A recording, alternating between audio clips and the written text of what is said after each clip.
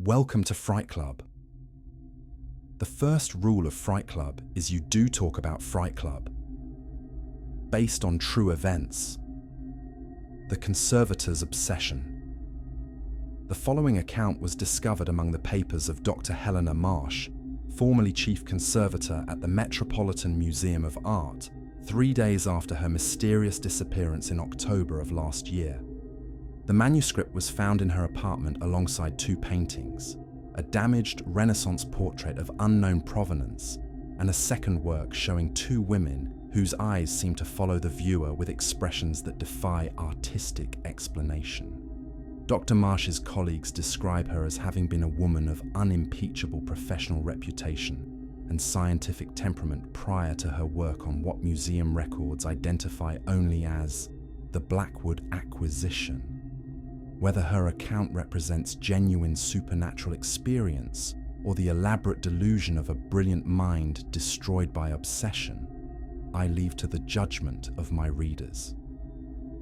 The paintings remain in private collection, their current caretakers reporting no unusual phenomena, save for an inexplicable sense of peace that emanates from both works. Visitors often remark upon a curious sensation that somewhere beyond the painted surface, consciousness stirs with gratitude for liberation achieved through willing sacrifice. I present Dr. Marsh's manuscript exactly as found, without editorial comment or correction, that others may draw their own conclusions about the nature of art, obsession, and the price of communion with forces that exist beyond the boundaries of rational comprehension. Professor James Whitmore, Curator Emeritus, Metropolitan Museum of Art. I write this account with hands that are no longer entirely my own, in colours that seem to glow upon the page, though I use only common ink.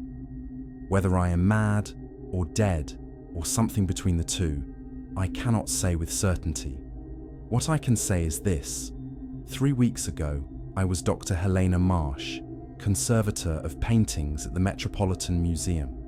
Now I am something else entirely, a keeper of souls, a guardian of the threshold between art and eternity, a willing vessel for consciousness that has endured centuries of imprisonment within painted form. How this transformation came to pass, I feel compelled to record, though I fear the telling may complete what the painting began. Already I sense her stirring within me, she who was trapped so long in pigment and varnish, she whose liberation became my own sublime captivity.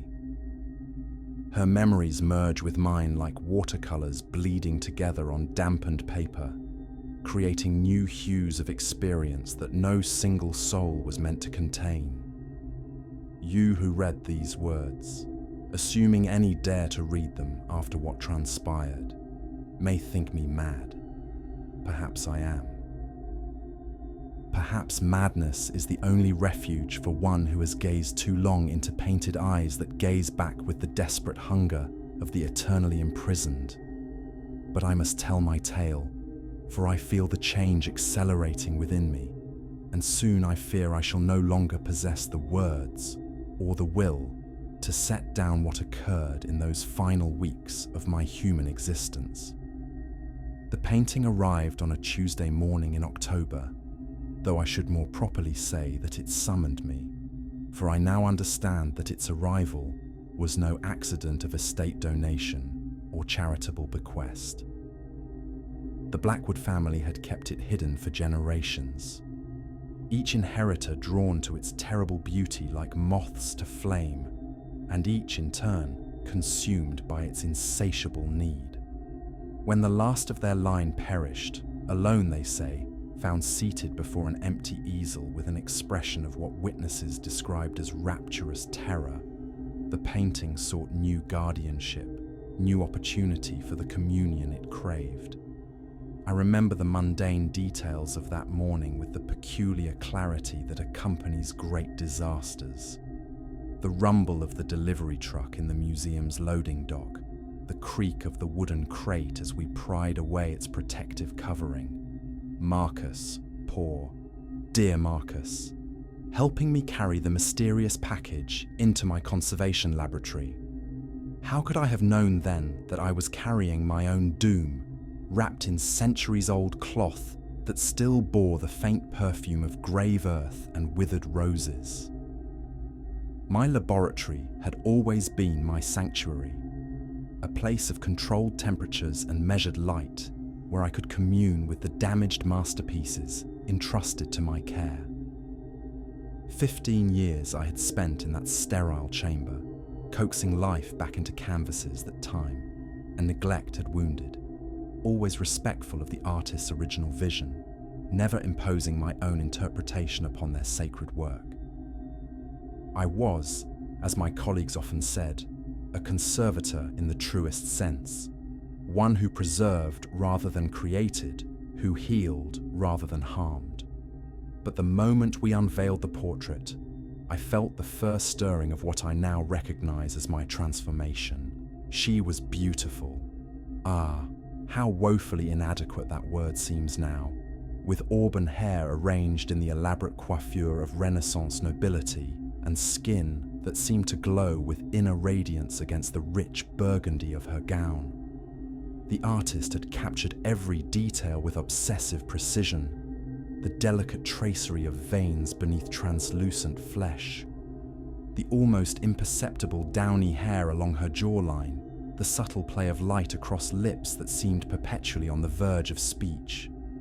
But it was her eyes that seized me, those emerald depths that held such desperate intelligence, such pleading awareness, that I found myself stepping closer despite every instinct of professional caution.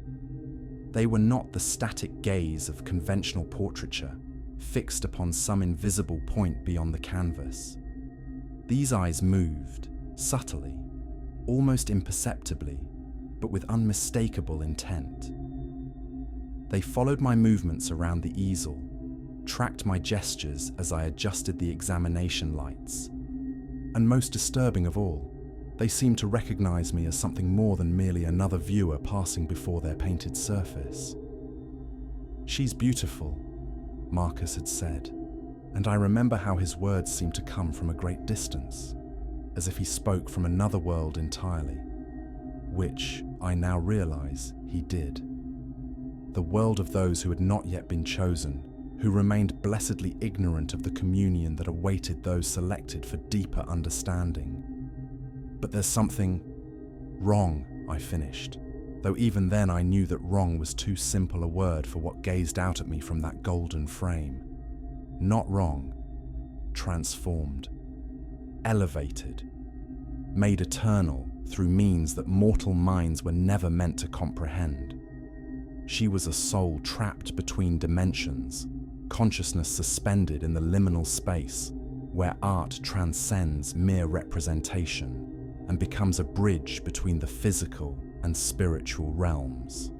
Marcus completed his cataloguing with characteristic efficiency, noting the work's dimensions, the condition of the frame, the apparent age of the canvas, and the probable composition of the pigments. To him, it was simply another acquisition requiring professional assessment.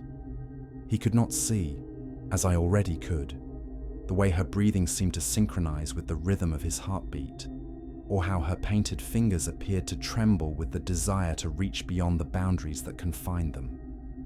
When we were finally alone together, for I had already begun to think of our relationship in such intimate terms, I pulled my examination chair close to the easel and simply sat in contemplation of her extraordinary countenance. Professional objectivity, that cornerstone of my career, crumbled beneath the weight of what I witnessed in those painted features. This was not merely a portrait, but a prison. Not simply art, but alchemy.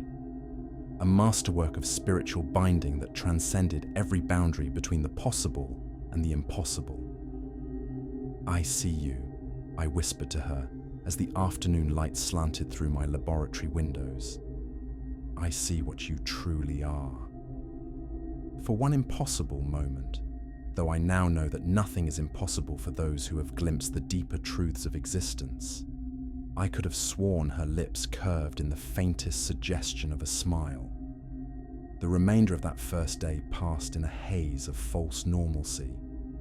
I performed my usual duties, examined other works in my care, attended the staff meeting that Dr. Whitmore conducted every Tuesday afternoon. But my attention was divided, my consciousness tethered to the laboratory, where she waited with the patience of one who had learned to measure time in centuries rather than hours. That evening, I remained in the museum long past the departure of the other staff. The night security guards were accustomed to my occasional late hours. Dedication to my work was a trait they admired rather than questioned. But this was different from my usual evening sessions with damaged paintings. I was not there to work, but to keep vigil, to offer what comfort I could to a soul that had endured isolation beyond human comprehension. I dimmed the examination lights to a gentle glow and pulled my chair even closer to the easel. In the softer illumination, her features seemed to gain an additional dimension of reality, as if the harsh brightness of day had somehow constrained her essence, and the gentler evening light allowed her true nature to manifest more fully. "You must be so lonely," I said to her, my voice barely above a whisper in the laboratory's hushed atmosphere. So tired of being seen, but never truly understood. The response came not through sound, but through a sensation that bypassed my physical senses entirely. Warmth flooded through my consciousness. Gratitude so profound that tears sprang to my eyes unbidden. She had been waiting, I realized, waiting through centuries of display and storage and conservation attempts, waiting for someone who would see beyond the surface, beauty to the imprisoned soul beneath.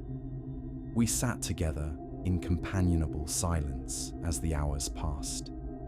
Two consciousness separated by the barrier between life and art, but already beginning to bridge that impossible gulf through recognition and sympathy.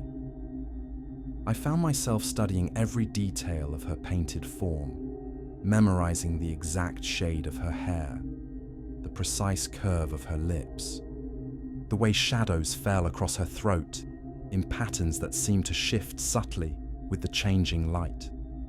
Near midnight, fatigue finally drove me from the laboratory, but even as I gathered my belongings and prepared for departure, I felt the invisible threads that now connected us stretching but not breaking. She would be there when I returned, patient and eternal, waiting for the communion that I was only beginning to understand. The journal arrived with the morning mail, delivered by a private courier who refused to identify his employer or explain how he had known to find me at my apartment rather than the museum. The leather-bound volume felt ancient beneath my fingers, its pages yellow with age and filled with handwriting that spoke of education and refinement, gradually giving way to obsession and desperation. The private account of Cornelius Blackwood read the inscription on the flyleaf, being a true and faithful record of my experiences with the portrait of the unknown lady, set down for the benefit of those who may follow. What followed was a chronicle of growing fascination that mirrored my own experience with uncomfortable precision. Blackwood had been a wealthy industrialist who had acquired the painting in 1847 from a private collector in Vienna.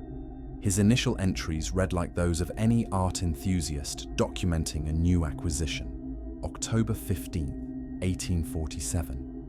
Received today the portrait purchase from Count Waldstein's estate. The work is extraordinary, Renaissance in style, but with qualities that suggest techniques unknown to conventional art historical scholarship. The subject's beauty is remarkable, but there is something in her expression that defies easy categorization. She seems aware of being observed, as if consciousness persists within the painted form. But as the entries continued, Blackwood's tone shifted from appreciation to preoccupation, to something approaching obsession. November 3rd, 1847. I find myself drawn to the portrait at all hours of the day. Business correspondence goes unanswered while I sit in contemplation of her extraordinary countenance. My wife expresses concern, but how can I explain to her what I myself do not fully understand?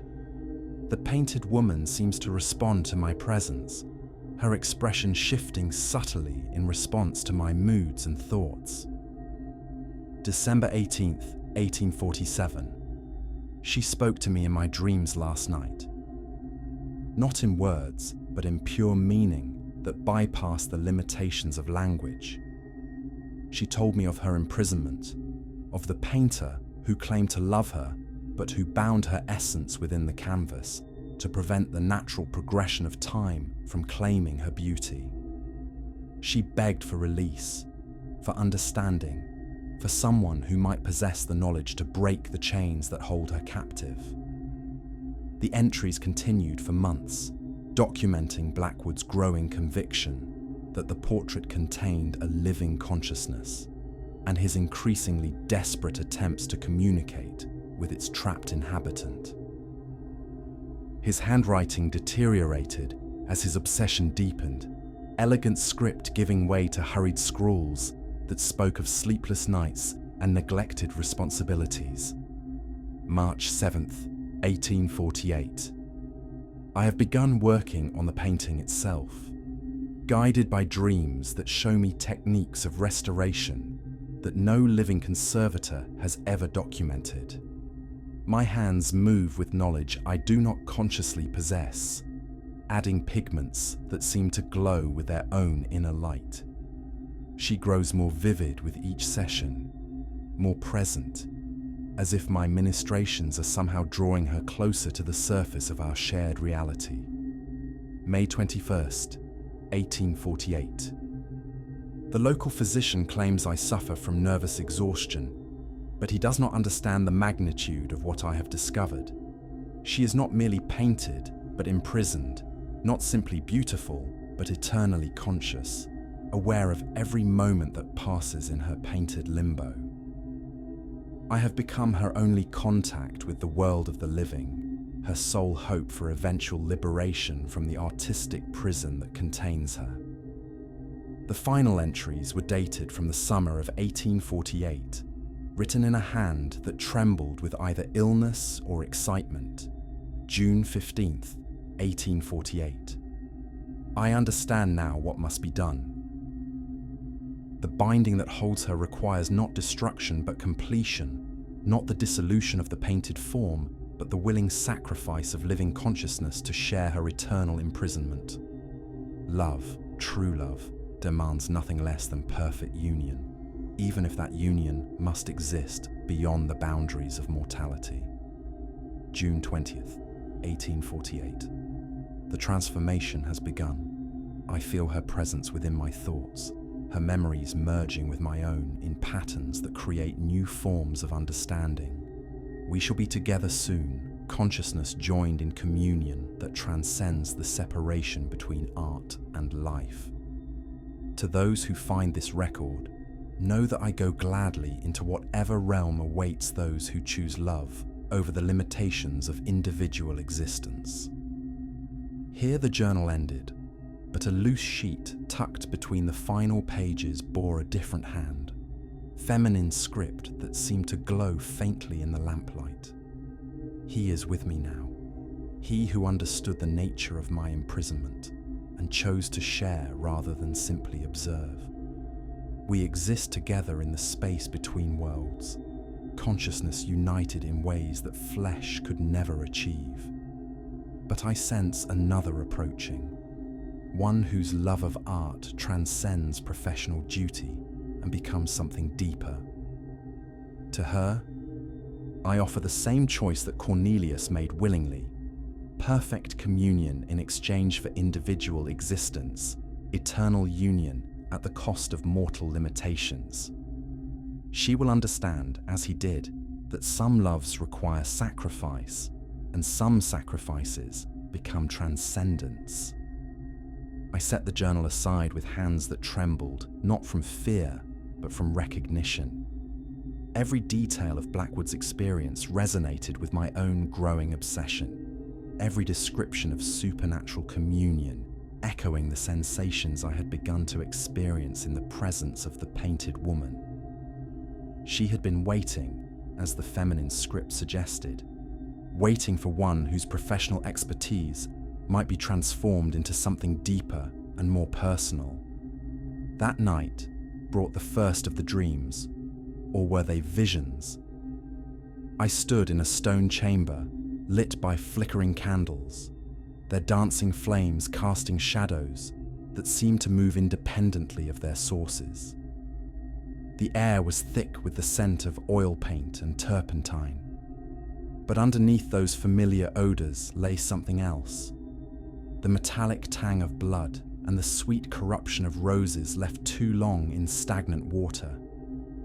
Before me stood an easel bearing a canvas that showed the familiar figure of my painted woman. But the work was clearly in progress. Her face was complete, rendered with the obsessive precision I had come to associate with her portrait. But her hands remained unfinished, ghostly outlines that seemed to reach toward me through the dimensional barrier that separated us. At the easel worked a man in the elaborate dress of the Renaissance period, his gaunt face illuminated by an intensity that went beyond mere artistic passion. His eyes burned with the fever of one who had glimpsed truths that mortal minds were never meant to comprehend, and his hands moved with supernatural precision as they applied pigment to canvas in patterns that defied conventional artistic technique. "She must be perfect," he muttered as his brush danced across the painted surface. "Every detail must capture not merely her physical appearance, but her spiritual essence. The binding requires absolute fidelity to life coupled with perfect containment of the soul." I could see her then, not the painted representation, but the living woman who served as his model. She stood upon a raised dais, her position matching exactly that of her painted counterpart.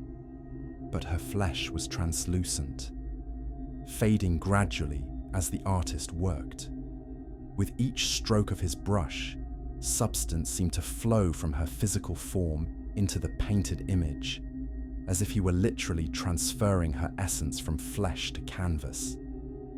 "Please," her voice echoed through the dream chamber, though her lips could not move. They had already been completed in the painted version, leaving her physical mouth frozen in eternal silence. "Do not let him finish. Each layer strengthens the bonds that hold me. Find a way to break what he creates before the binding becomes complete." The artist paused in his work, turning to regard me with eyes that held no recognition of my presence, yet somehow acknowledged my witness to his spiritual crime. "She will understand in time," he said, his voice carrying the certainty of one who believed himself engaged in the highest form of love. "Mortality is a disease that claims all beauty, but through my art she shall be preserved forever, conscious and eternal, never subject to the corruption that claims merely human flesh." "You're imprisoning her," I said, though I knew he could not hear me across the centuries that separated us. "This is not preservation, but captivity." "Captivity?"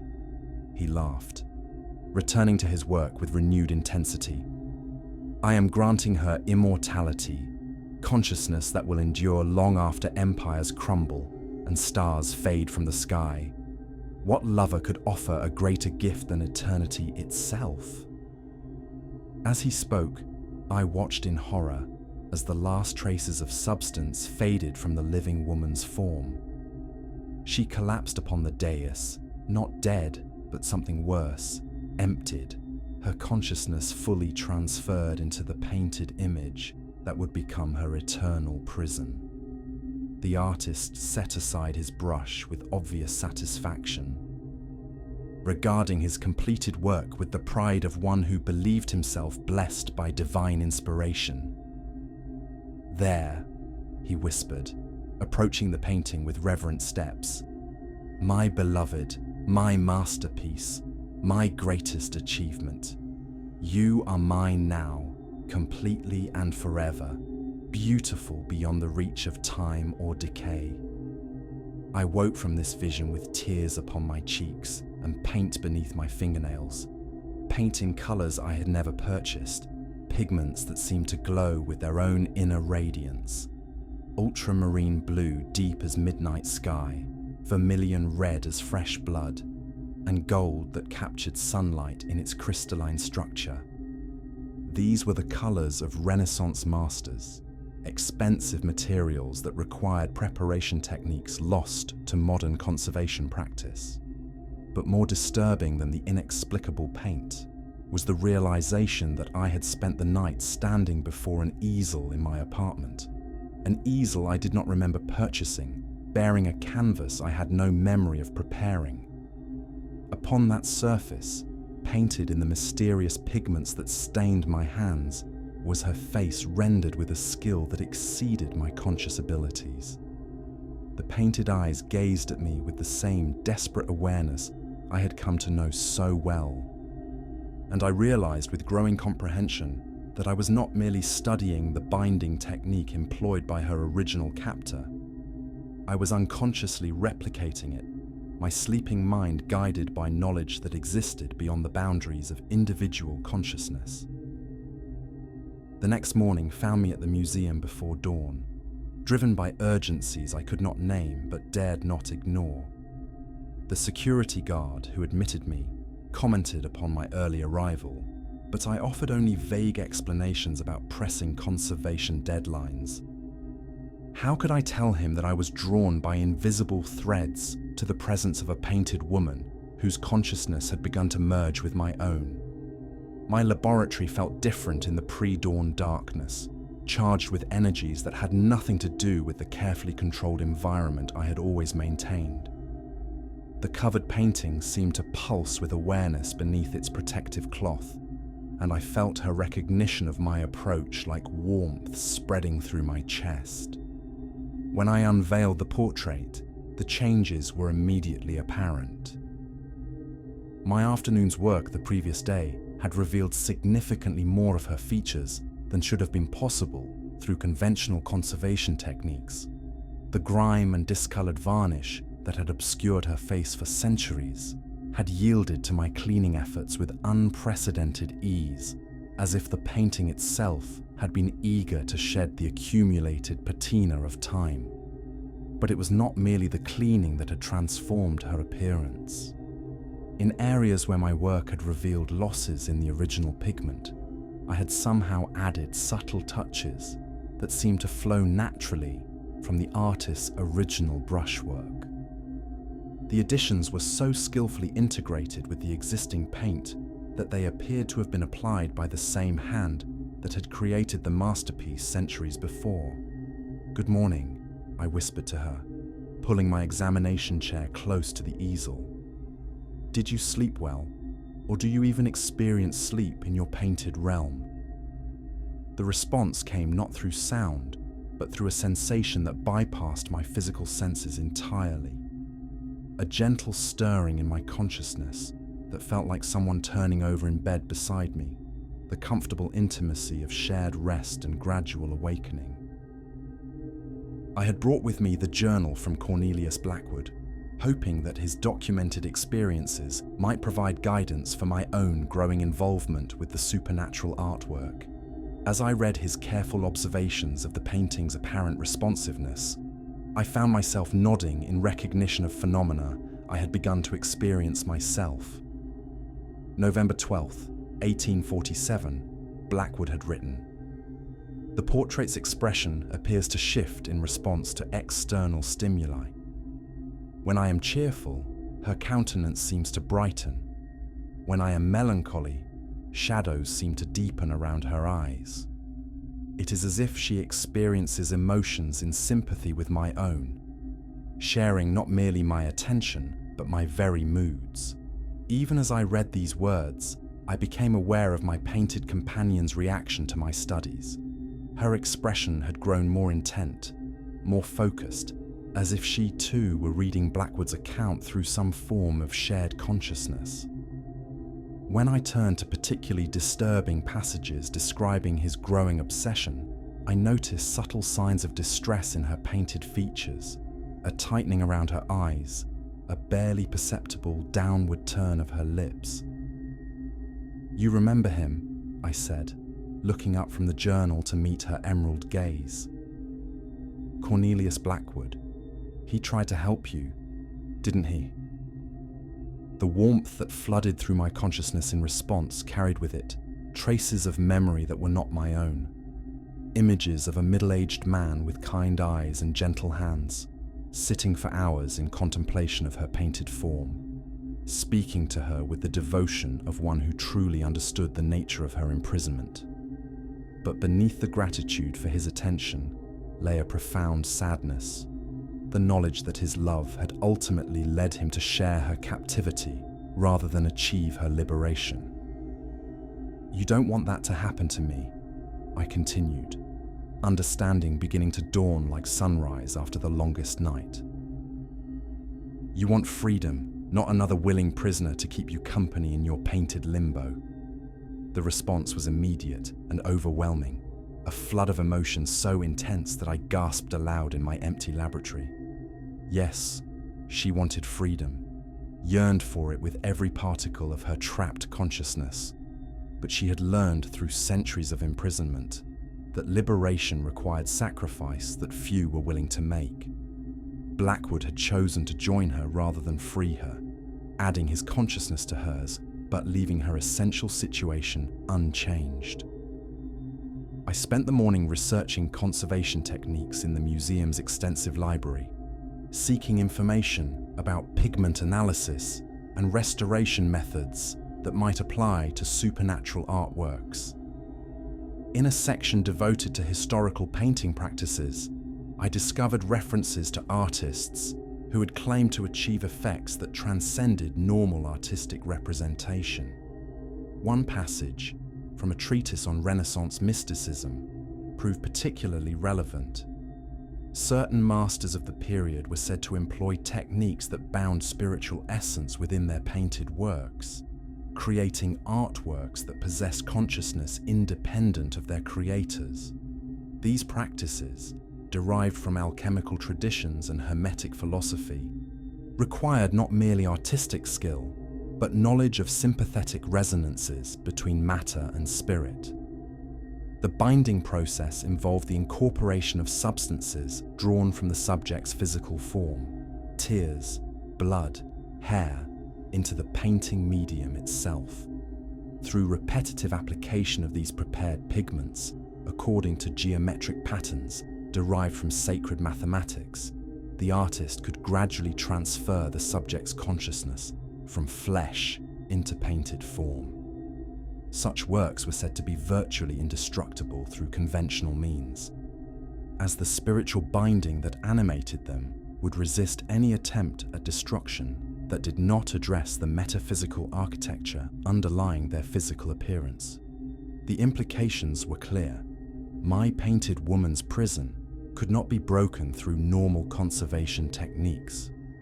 The binding that held her consciousness required methods that went beyond physical restoration into realms that conventional scholarship refused to acknowledge. But the treatise also provided hope. In a section devoted to the dissolution of such bindings, I found detailed instructions for a liberation process that could theoretically free trapped consciousness without destroying the artwork itself. The reversal of spiritual binding requires the application of specifically prepared solvents that can dissolve the metaphysical connections between consciousness and painted form. These substances must be applied in precise sequence according to the geometric patterns that underlie the binding, beginning with the periphery and working gradually toward the center, where the subject's essence is most concentrated. Success depends upon the liberator's ability to maintain sympathetic connection with the trapped consciousness throughout the dissolution process. The bound soul must willingly participate in its own release, trusting the liberator sufficiently to surrender the security of imprisonment for the uncertainty of freedom. I returned to my laboratory with new understanding of both the magnitude of the task before me and the specific techniques that might accomplish it. But as I prepared to begin the liberation process, I became aware of changes in my own physical condition that suggested the painting's influence extended far beyond mere psychological fascination. My reflection in the laboratory's mirrors showed subtle alterations that had developed over the past few days. My skin had acquired a luminous quality reminiscent of Renaissance portraiture, and my eyes held depths that seemed to echo the painted woman's gaze. More disturbing still, my movements had begun to synchronize with hers. When I turned my head, shadows seemed to shift across her painted features in corresponding patterns. "We're becoming connected," I said to her as I prepared my liberation materials. "Not just emotionally, but spiritually. Your consciousness is reaching out to mine across the barrier that separates us." The response carried with it a mixture of gratitude and concern. She welcomed the connection that ended her centuries of isolation, but she feared that the sympathetic resonance necessary for her liberation might ultimately claim my own consciousness in the process. "I understand the risk," I told her, beginning to mix the specialized solvents that would dissolve her spiritual bonds. "But I cannot leave you imprisoned when I possess the knowledge to set you free." The liberation process proved to be the most challenging work of my career. Each application of solvent required precise calculation, perfect timing, and absolute faith in techniques that pushed the boundaries of what mortal minds were meant to comprehend. As I worked, I felt her consciousness flowing toward mine like water seeking its level, seeking the balance that would allow her to exist independently of painted form. Hours passed in a blur of intense concentration. With each dissolved binding, I felt her growing stronger, more present, while something essential within myself grew correspondingly weaker. The process was not simply freeing her consciousness, it was transferring my own spiritual energy to replace what had been artificially bound within the painting. By evening, the work was complete. The painting that hung upon my easel bore little resemblance to the masterpiece I had first unveiled days before. The binding patterns had dissolved completely, taking with them much of the pigment that had formed her image. What remained was beautiful in its incompleteness, fragmentary traces of Renaissance artistry that suggested transcendent beauty without containing it. But the most profound change was not in the painting, but in the laboratory itself. Her presence filled the room with gentle radiance that owed nothing to artificial illumination, and I could sense her consciousness existing independently of any physical medium for the first time in centuries. "I'm free," her voice said, though she spoke without sound, her words forming directly within my understanding. "After so long, I am finally free." I turned from the damaged painting to find her standing beside my examination table, not as painted image, but as living presence, translucent, ethereal, but undeniably real. Her form flickered like candlelight in a gentle breeze, sometimes solid enough to cast shadows, sometimes so insubstantial as to be little more than suggestion made visible. "Thank you," she continued, approaching me with steps that made no sound upon the laboratory floor. "You have given me what no one else could, not shared imprisonment, but actual liberation. Freedom to exist beyond the boundaries that have contained me." "What will you do now?" I asked, though speaking aloud felt strange when she communicated through pure thought. "I do not know," she admitted, her form solidifying slightly as emotions strengthened her manifestation. "I have existed for so long within painted space that I had forgotten what it meant to move freely, to think without the constraints imposed by artistic medium. But I know that I owe you a debt that can never be repaid. No debt, I said. Love requires no payment, asks for no return. Your freedom is payment enough. She moved closer, and I felt the warmth of her presence like sunlight on winter skin. But freedom comes with a price that you are only beginning to understand. The liberation process has bound us together in ways that transcend mere sympathy. Your consciousness made mine possible, but in doing so, it has become forever changed. As she spoke, I became aware of the profound alterations that the liberation process had wrought within my own being. My reflection in the laboratory mirrors showed a face that was recognizably my own, yet fundamentally transformed. My skin held the same luminous quality that characterized her ethereal form, and my eyes reflected depths that belonged to experiences spanning centuries rather than decades. What have I become? I asked, though part of me already understood the answer.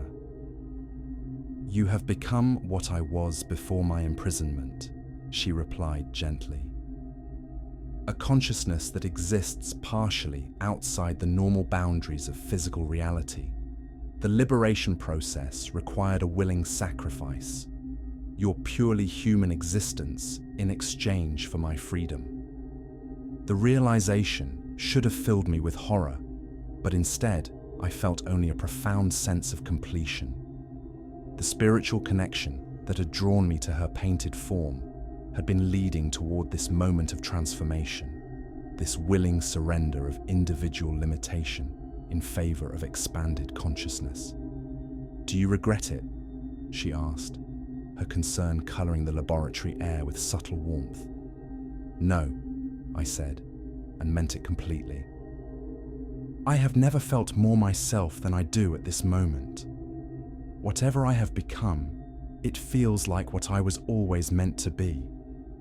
She smiled then, the expression lighting her ethereal features with joy that had been denied her for centuries. Then we are both free in our different ways. You have given me liberation from imprisonment, and I have given you liberation from the constraints of purely mortal existence. In the days that followed, though time had begun to lose its conventional meaning for one whose consciousness now existed partially outside normal temporal boundaries, my new existence gradually revealed its nature and limitations. I continued to perform my duties at the museum, but my colleagues began to notice changes in my behavior and appearance that they attributed to stress or illness. Dr. Whitmore expressed particular concern during our weekly consultation meeting. Helena, he said, studying my face with the careful attention he usually reserved for damaged artwork.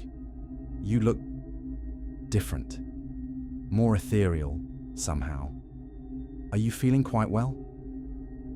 I feel more well than I ever have, I replied, which was true despite the fundamental alteration in my essential nature. The work with the Blackwood acquisition has been enlightening. Yes, about that, Whitmore continued, opening the file he carried. There have been some irregularities in your documentation of the restoration process. The before and after photographs show changes that seem to exceed what should be possible through conventional conservation techniques. I examined the photographs he placed before me, seeing for the first time the full extent of the transformation the painting had undergone. The comparison images showed clearly how much of the original artwork had been dissolved during the liberation process, leaving behind only fragmentary traces of what had once been a masterpiece of supernatural binding. The piece was more damaged than initial examination revealed, I explained, hoping that professional jargon might satisfy his curiosity. Much of what appeared to be original paint proved to be later additions that had to be removed to reveal the artist's true intentions. Whitmore studied the images with the practiced eye of one who had spent decades evaluating artistic authenticity. "The pigment analysis shows some unusual results," he said finally. "Substances that don't match any known Renaissance formulations, and traces of organic compounds that our lab cannot identify." "Historical artists sometimes experimented with unconventional materials," I said, maintaining my composure despite the growing difficulty of existing simultaneously in both mundane professional reality and the expanded consciousness that my transformation had granted, particularly those working in areas where artistic practice intersected with alchemical research. He seemed satisfied with this explanation, but as he gathered his materials to leave, Whitmore paused at the laboratory door. "Helena, if you're feeling overwhelmed by this project, we can assign someone else to complete the work. There's no shame in recognizing when a piece presents challenges beyond our normal expertise." "Thank you," I said, "but I feel a personal responsibility to see the restoration through to completion. The painting and I have developed a working relationship that I would hate to interrupt." After his departure, I found myself alone with thoughts that were no longer entirely my own. She, my liberated companion, had not vanished with her freedom, but had chosen to remain close, her consciousness intertwining with mine in ways that created new forms of awareness and understanding. "He suspects something," her voice whispered within my thoughts, carrying with it the accumulated wisdom of centuries spent observing human behavior from her painted prison. "Yes," I replied silently, having already learned that our communication required no vocalization. But suspicion without understanding is harmless. He sees changes but lacks the conceptual framework to interpret their true significance. "We must be careful," she continued. "There are others who possess such frameworks, others who understand the true nature of supernatural art and who would seek to exploit what we have achieved." This warning proved prophetic. That very evening, as I worked late in my laboratory, documenting the final stages of what I would record as the painting's restoration, I became aware of a presence in the museum's corridors that felt fundamentally different from the familiar consciousness of security guards making their rounds. The awareness came not through physical senses, but through the expanded perception that my transformation had granted. Someone moved through the building with knowledge of our presence, guided by understanding of supernatural phenomena that marked them as either ally or enemy to be determined. "Hide," my companion urged, her consciousness withdrawing to the deepest levels of our shared awareness. "Do not let them sense how far your transformation has progressed."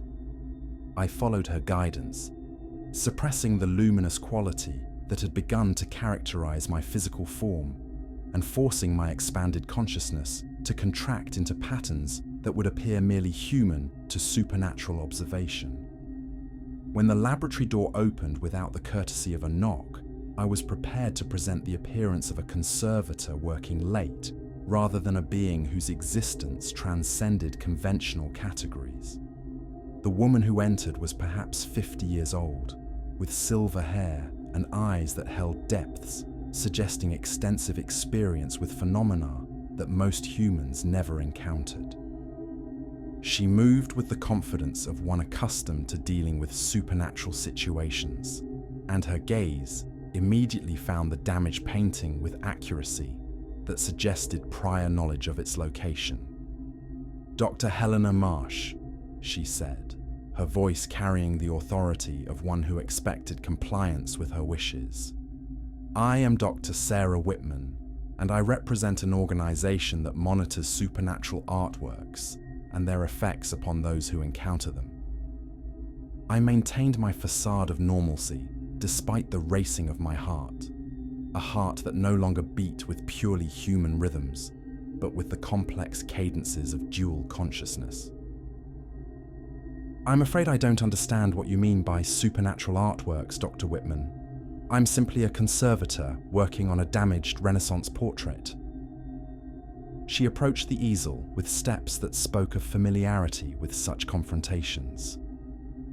The portrait of the woman with auburn hair and emerald eyes, painted by an unknown artist using techniques that bind consciousness within pigment and canvas.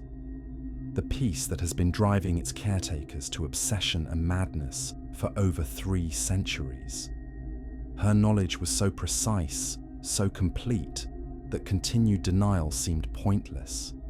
Yet my companion's warning echoed in my consciousness, urging caution in revealing the full extent of what had transpired between us. "How do you know about the painting's history?" I asked, setting aside my documentation materials and giving Dr. Whitman my full attention.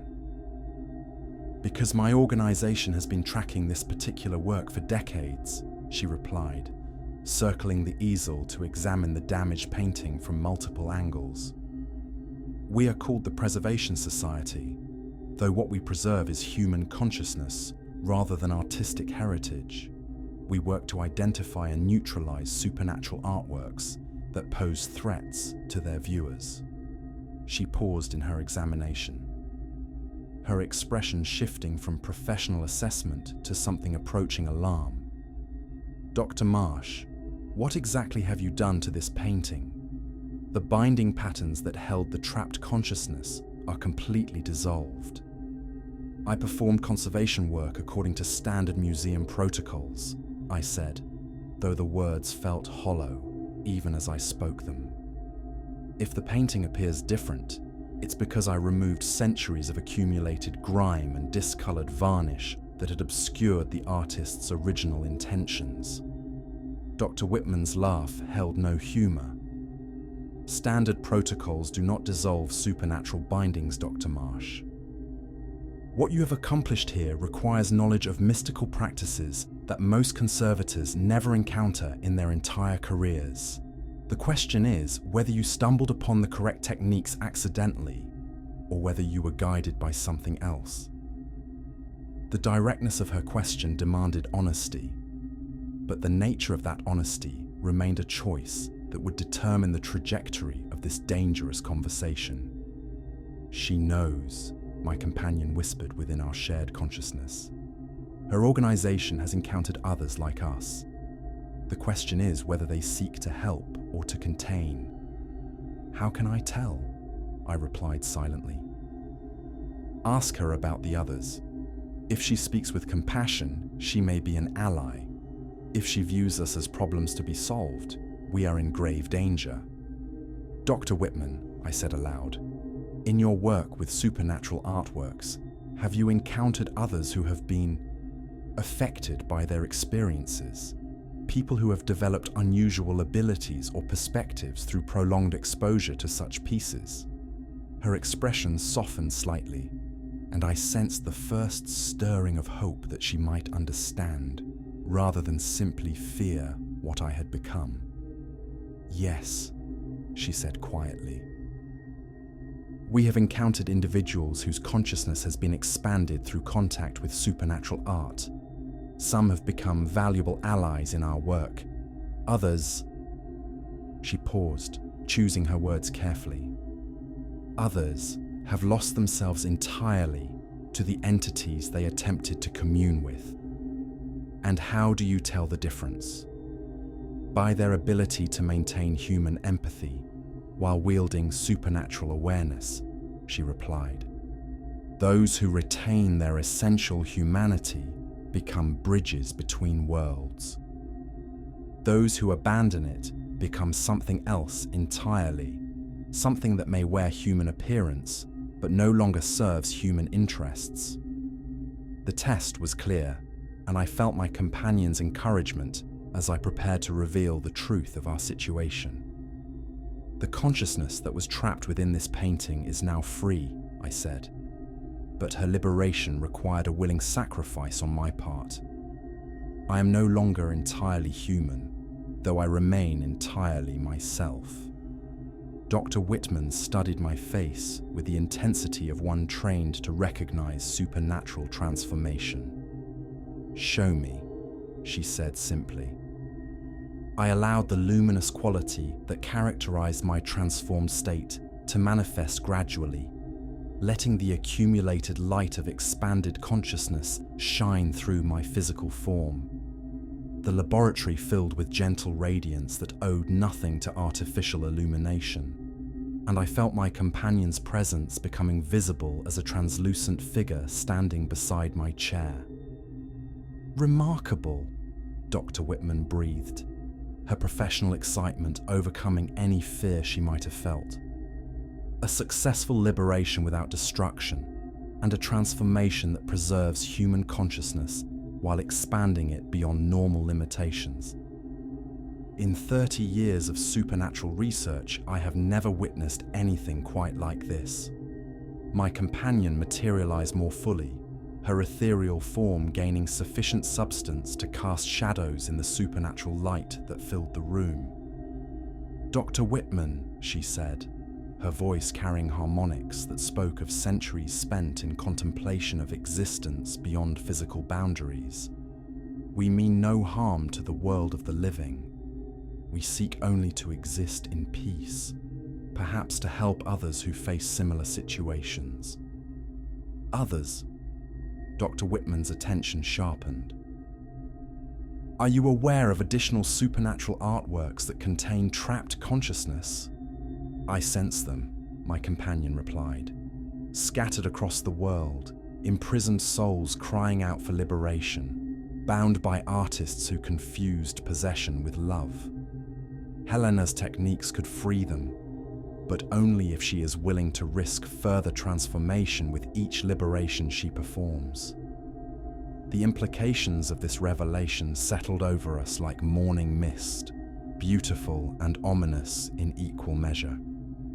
My successful liberation of a single trapped soul had revealed itself as merely the first movement in a symphony of spiritual rescue that could span decades or centuries. "The Preservation Society would be honored to work with you," Dr. Whitman said formally. "Our resources, combined with your unique abilities, could accomplish liberations that neither of us could achieve alone." But even as I felt tempted by the prospect of expanded mission and purpose, my companion's presence in our shared consciousness carried a note of warning that gave me pause. "Be careful," she whispered within my thoughts. "Organizations that deal with supernatural phenomena often develop their own obsessions, their own forms of spiritual blindness. We must remain independent if we are to preserve the freedom we have achieved." "I appreciate your offer," I said to Dr. Whitman, "but I need time to consider the implications of expanding my work beyond this single liberation. The transformation I have undergone is still settling into new patterns, and I fear that premature commitment to additional cases might compromise my effectiveness." Dr. Whitman nodded, understanding. "Of course, but please know that when you are ready, we will be available to provide whatever support you require. In the meantime, I would like to document what you have accomplished here for our research archives. Successful liberations are rare enough that each one represents invaluable data for future cases." She spent the next hour photographing the transformed painting and recording detailed notes about the liberation process I had employed. Her questions were technically sophisticated, demonstrating knowledge of supernatural phenomena that matched her earlier claims about the Preservation Society's expertise. But throughout our conversation, I remained aware of my companion's subtle tension, her wariness of revealing too much to an organization whose ultimate motivations remained unclear. The freedom we had achieved was precious beyond measure, and we would not risk it lightly for the sake of even the most noble-seeming cause. After Dr. Whitman's departure, my companion and I sat together in the laboratory's gentle radiance, contemplating the new responsibilities and dangers that had revealed themselves through this unexpected encounter. She speaks of liberating others, my companion observed, but liberation cannot be forced upon those who are not ready to receive it. Each trapped consciousness must choose freedom for itself, accepting the risks and uncertainties that such choice entails. And each liberator must choose their own path, I added, understanding beginning to crystallize around the fundamental decisions that lay before us. We could join the Preservation Society and work within their structure, or we could remain independent and follow our own guidance in seeking those who need our help. What does your heart tell you? I considered the question with the expanded awareness that our communion had granted, feeling for the deeper currents of purpose that flowed beneath surface motivations and rational calculations. My heart tells me that our work is only beginning, I replied, but it must be work that emerges from love rather than duty, from understanding rather than mere technique. If we are to help others achieve what we have achieved, it must be as fellow seekers rather than representatives of any human organization. Then we shall seek them out ourselves, she said, her agreement filling our shared consciousness with warmth that transcended physical sensation. Those who cry out in painted prisons, waiting for someone who understands the true nature of their imprisonment. The decision to work independently of the Preservation Society created new challenges that tested the limits of our expanded consciousness. To locate supernatural artworks containing trapped souls, we required resources and information that no normal individual could access. But our transformation had granted us abilities that transcended normal human limitations, including forms of perception that operated beyond the boundaries of physical space. In the weeks following Dr. Whitman's visit, my companion and I developed techniques for sensing the presence of bound consciousness across great distances.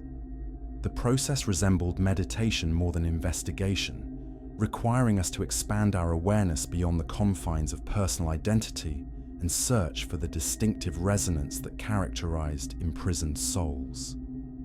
There, my companion would whisper during these sessions, her consciousness merging with mine as we swept across continents with thought speed, a cry of desperation from a gallery in Prague. And there, multiple voices calling from a private collection in Vienna. Each discovery brought with it fragments of the bound soul's experiences, flashes of memory from the binding process, echoes of conversations with previous owners, glimpses of the artistic techniques that had created their prisons.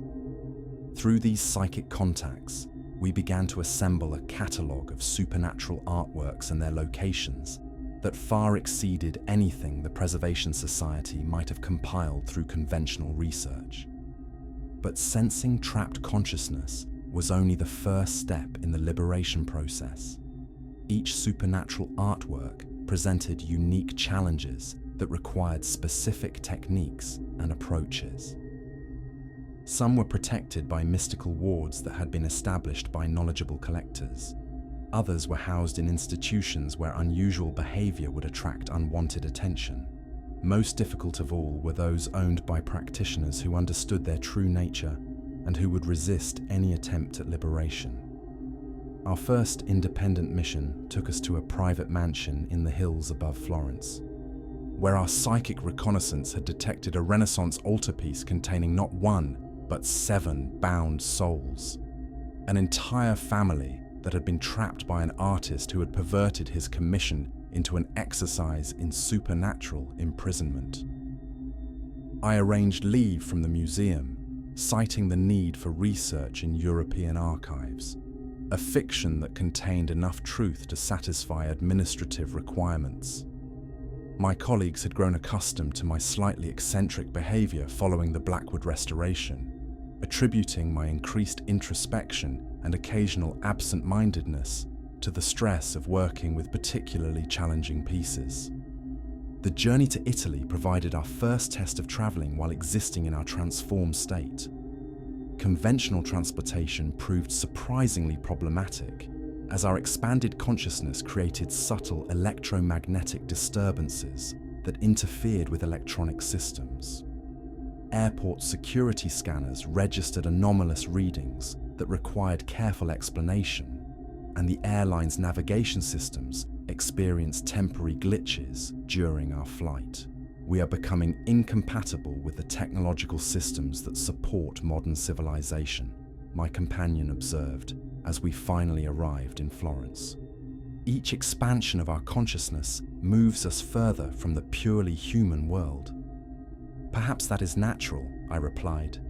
Birds do not remain in nests once they have learned to fly.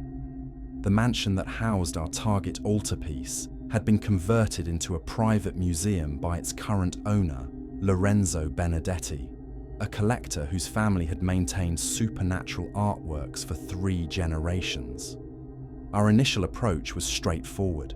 I presented myself as an art historian, researching the intersection of Renaissance painting techniques with alchemical philosophy, requesting permission to examine pieces in his collection.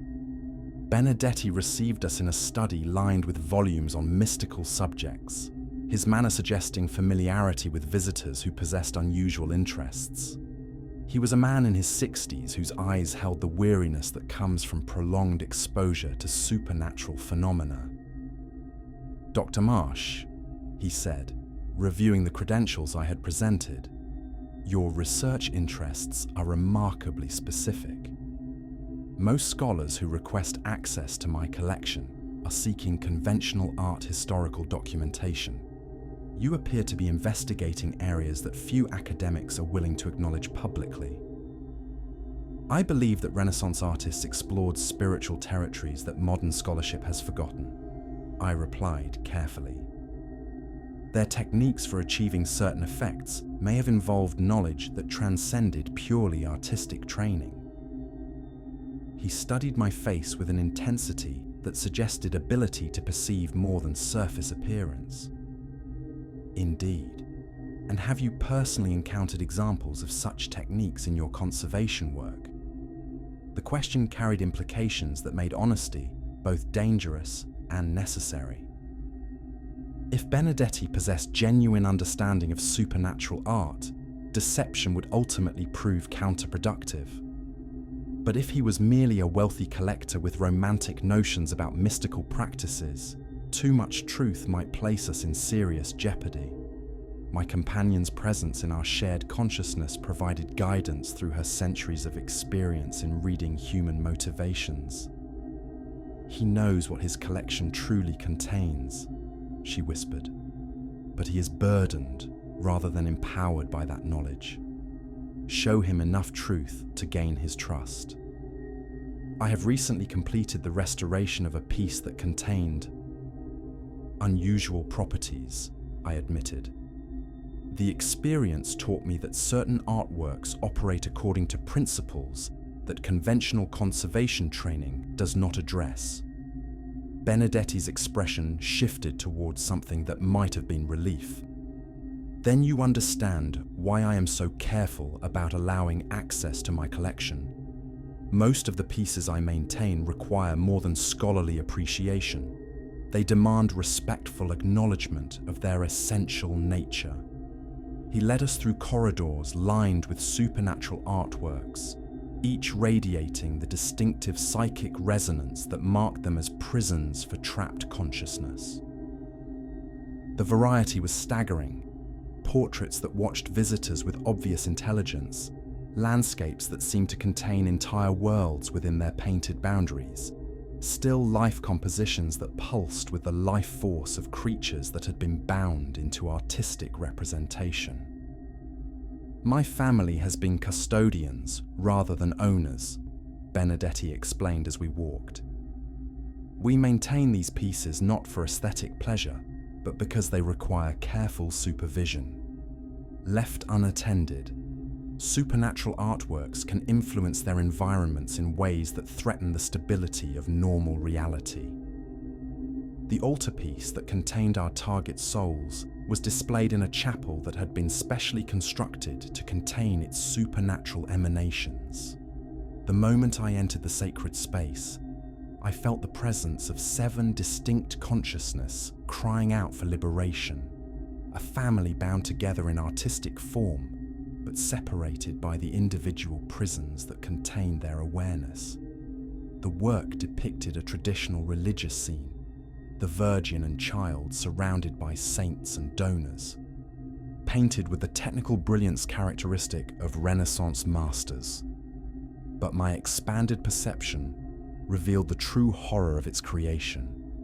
Each figure contained the consciousness of a living person who had been tricked or coerced into serving as the binding focus for the artist's supernatural technique.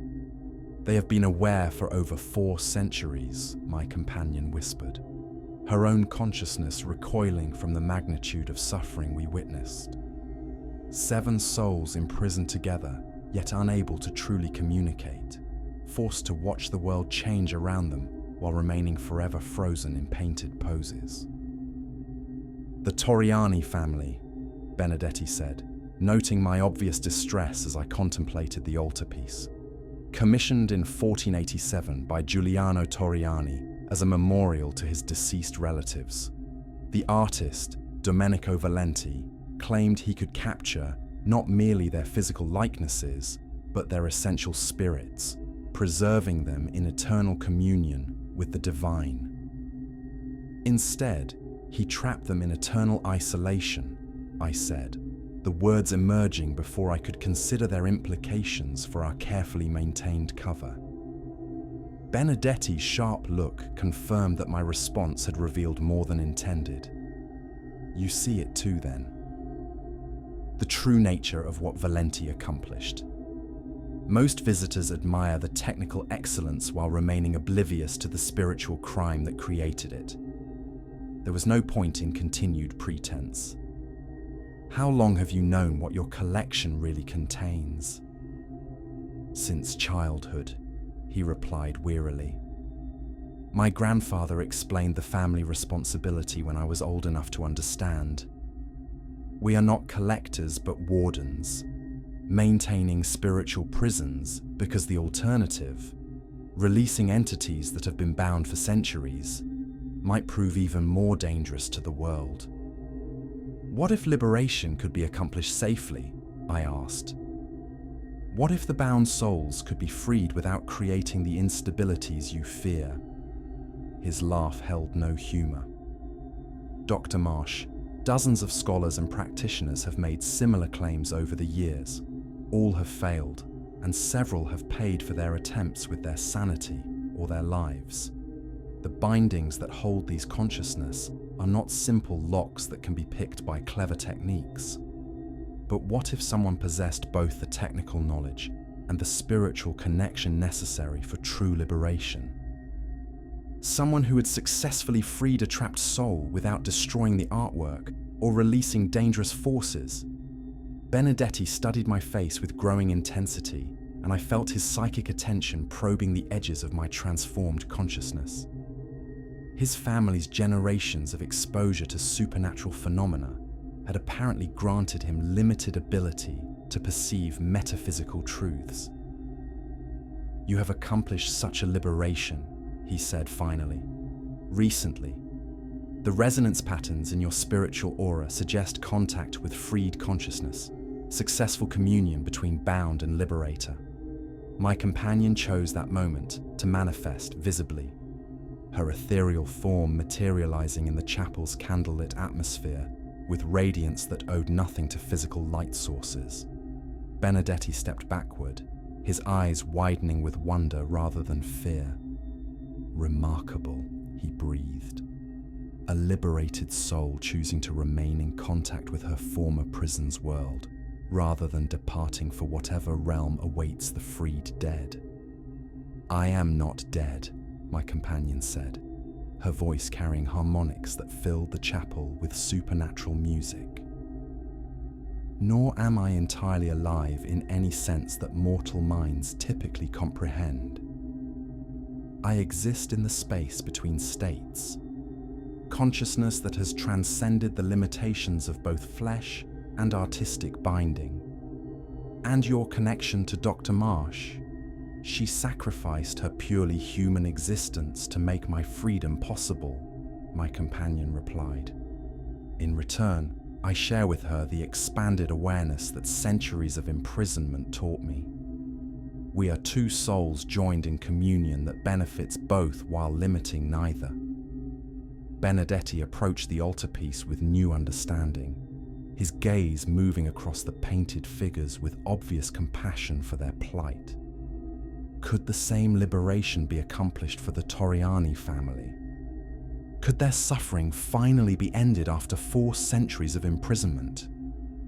Yes, I said, though the word carried implications that made my transformed heart race with anticipation and trepidation in equal measure. But the process would be extremely challenging.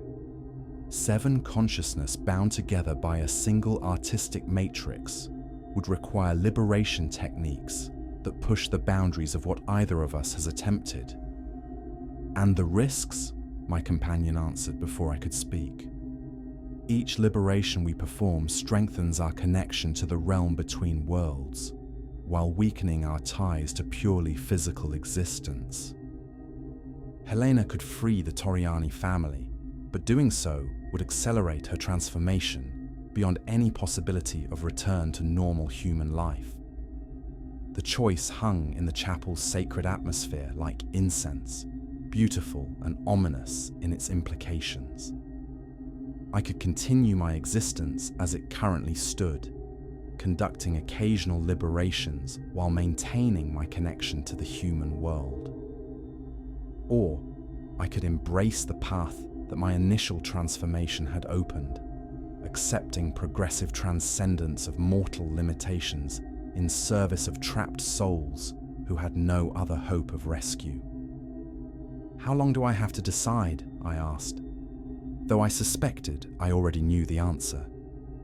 The Torriani family has waited 4 centuries, Benedetti said gently, but their suffering grows more acute with each passing year, as consciousness learns to hate the prison that contains it. If you are going to help them, it should be soon, both for their sake and for your own. What does your heart tell you? My companion asked through our shared awareness. I looked at the altarpiece, seeing beyond its artistic beauty to the 7 souls trapped within its painted boundaries. They had committed no crime except trusting an artist who claimed to offer them immortality.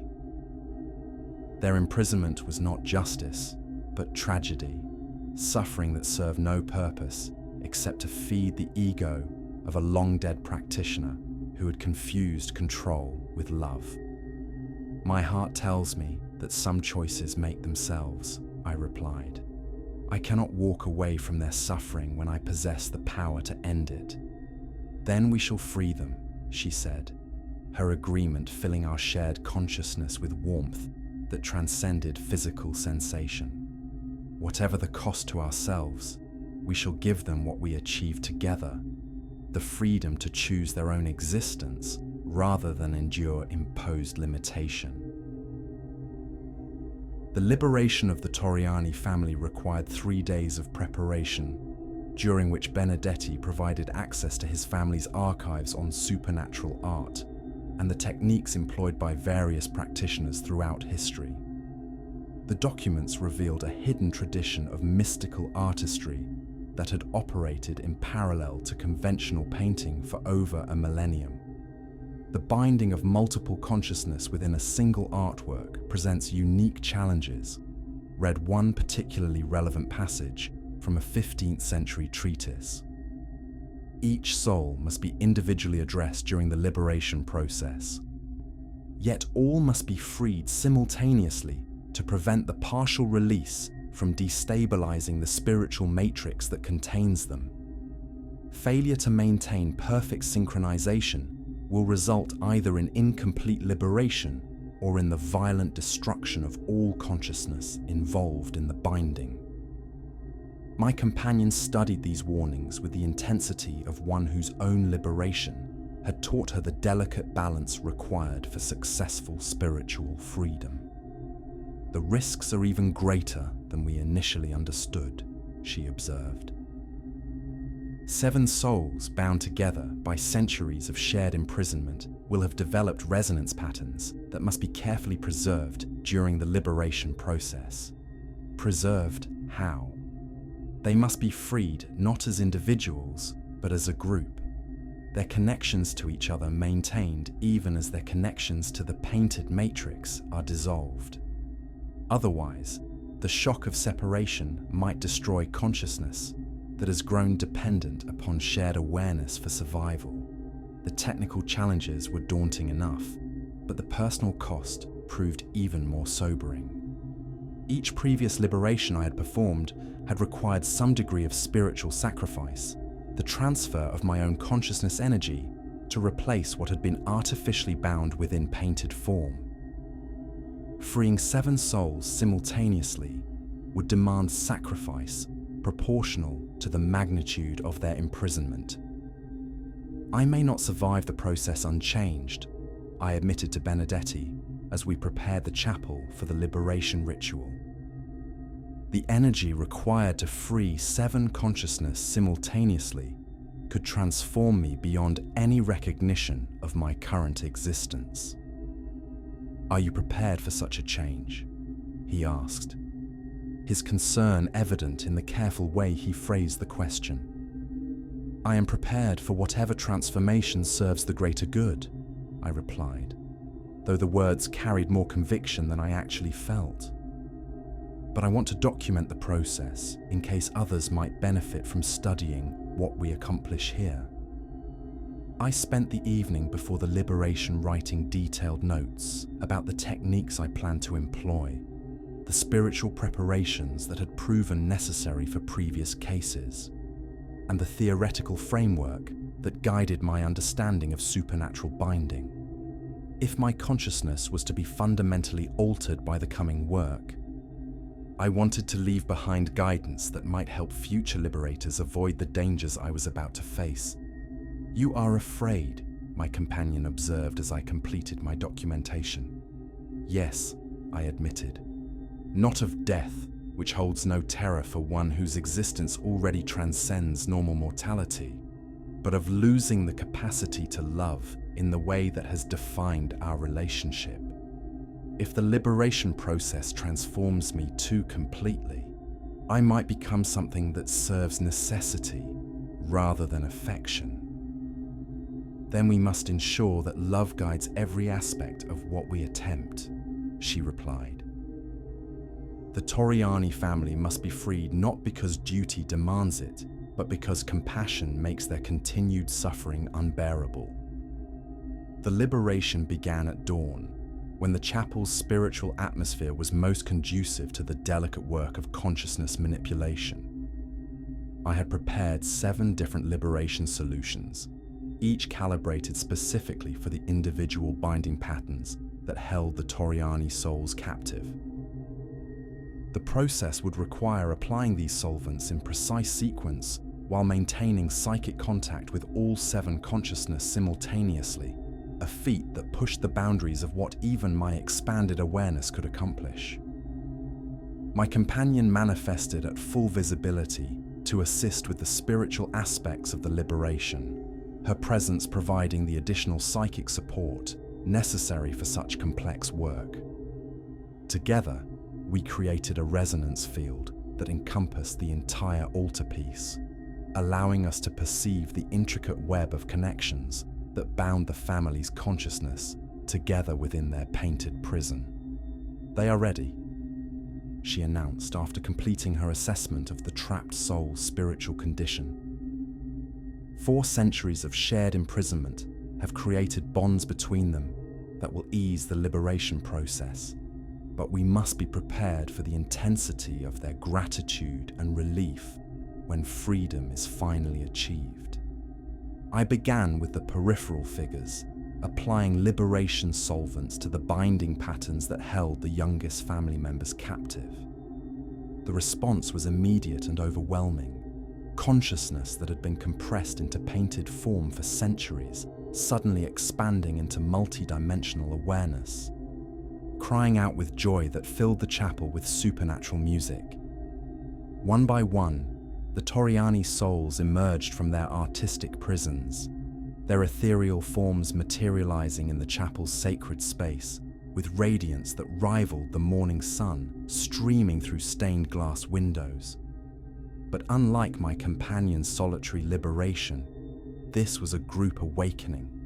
7 consciousness rediscovering freedom together after shared centuries of imprisonment. The energy required to sustain 7 simultaneous liberations drew upon reserves of spiritual strength that I had not known I possessed. I felt my own consciousness stretching to accommodate the massive transfer of energy required to replace what had been artificially bound within the painting. Each freed soul demanded sacrifice proportional to their individual suffering, and the cumulative cost threatened to overwhelm my ability to maintain coherent identity. "Hold on," my companion urged, her presence in our shared awareness providing anchor points for consciousness that threatened to dissolve entirely under the strain of the liberation process. "The work is almost complete, but you must maintain focus for just a little longer." The liberation of the family patriarch, Giuliano Toriani himself, proved the most challenging of all. His consciousness had been used as the central binding point for the entire artistic matrix, making his freedom dependent upon the successful dissolution of connections that had defined the altarpiece's supernatural architecture for 4 centuries. As I applied the final liberation solvents to his painted form, I felt something fundamental shift within my own spiritual structure. The energy required to free him completely exceeded what my transformed consciousness could provide while maintaining its current configuration. I faced a choice: abandon the liberation incomplete, leaving him partially bound while his family achieved freedom, or sacrifice enough of my own spiritual coherence to ensure his complete liberation. The choice was no choice at all. I opened my consciousness completely, allowing the liberation process to draw upon whatever reserves it required, regardless of the personal cost. Giuliano Toriani's painted form dissolved in a cascade of released spiritual energy, and his ethereal presence manifested in the chapel with gratitude so profound that it filled the sacred space with light that owed nothing to physical sources. But the cost of his liberation left me fundamentally changed. I felt my connection to physical reality attenuating as my consciousness expanded beyond the boundaries that had previously defined my existence. My body remained visible, but it had become translucent, ethereal, more suggestion than substance. "Helena," my companion cried, her alarm coloring our shared awareness with concern that transcended emotional expression. "You have given too much. Your transformation has progressed beyond the point where reversal is possible." I looked down at my hands and saw through them to the chapel floor beneath, understanding that I had crossed a threshold from which there could be no return. The liberation of 7 souls had required a sacrifice proportional to their collective suffering, and I had willingly paid that price without fully comprehending its magnitude. "Thank you," Giuliano Toriani said, his voice carrying the authority of one who had learned patience through centuries of enforced contemplation. "You have given us what we had ceased to hope for, freedom to choose our own existence rather than endure imposed limitation."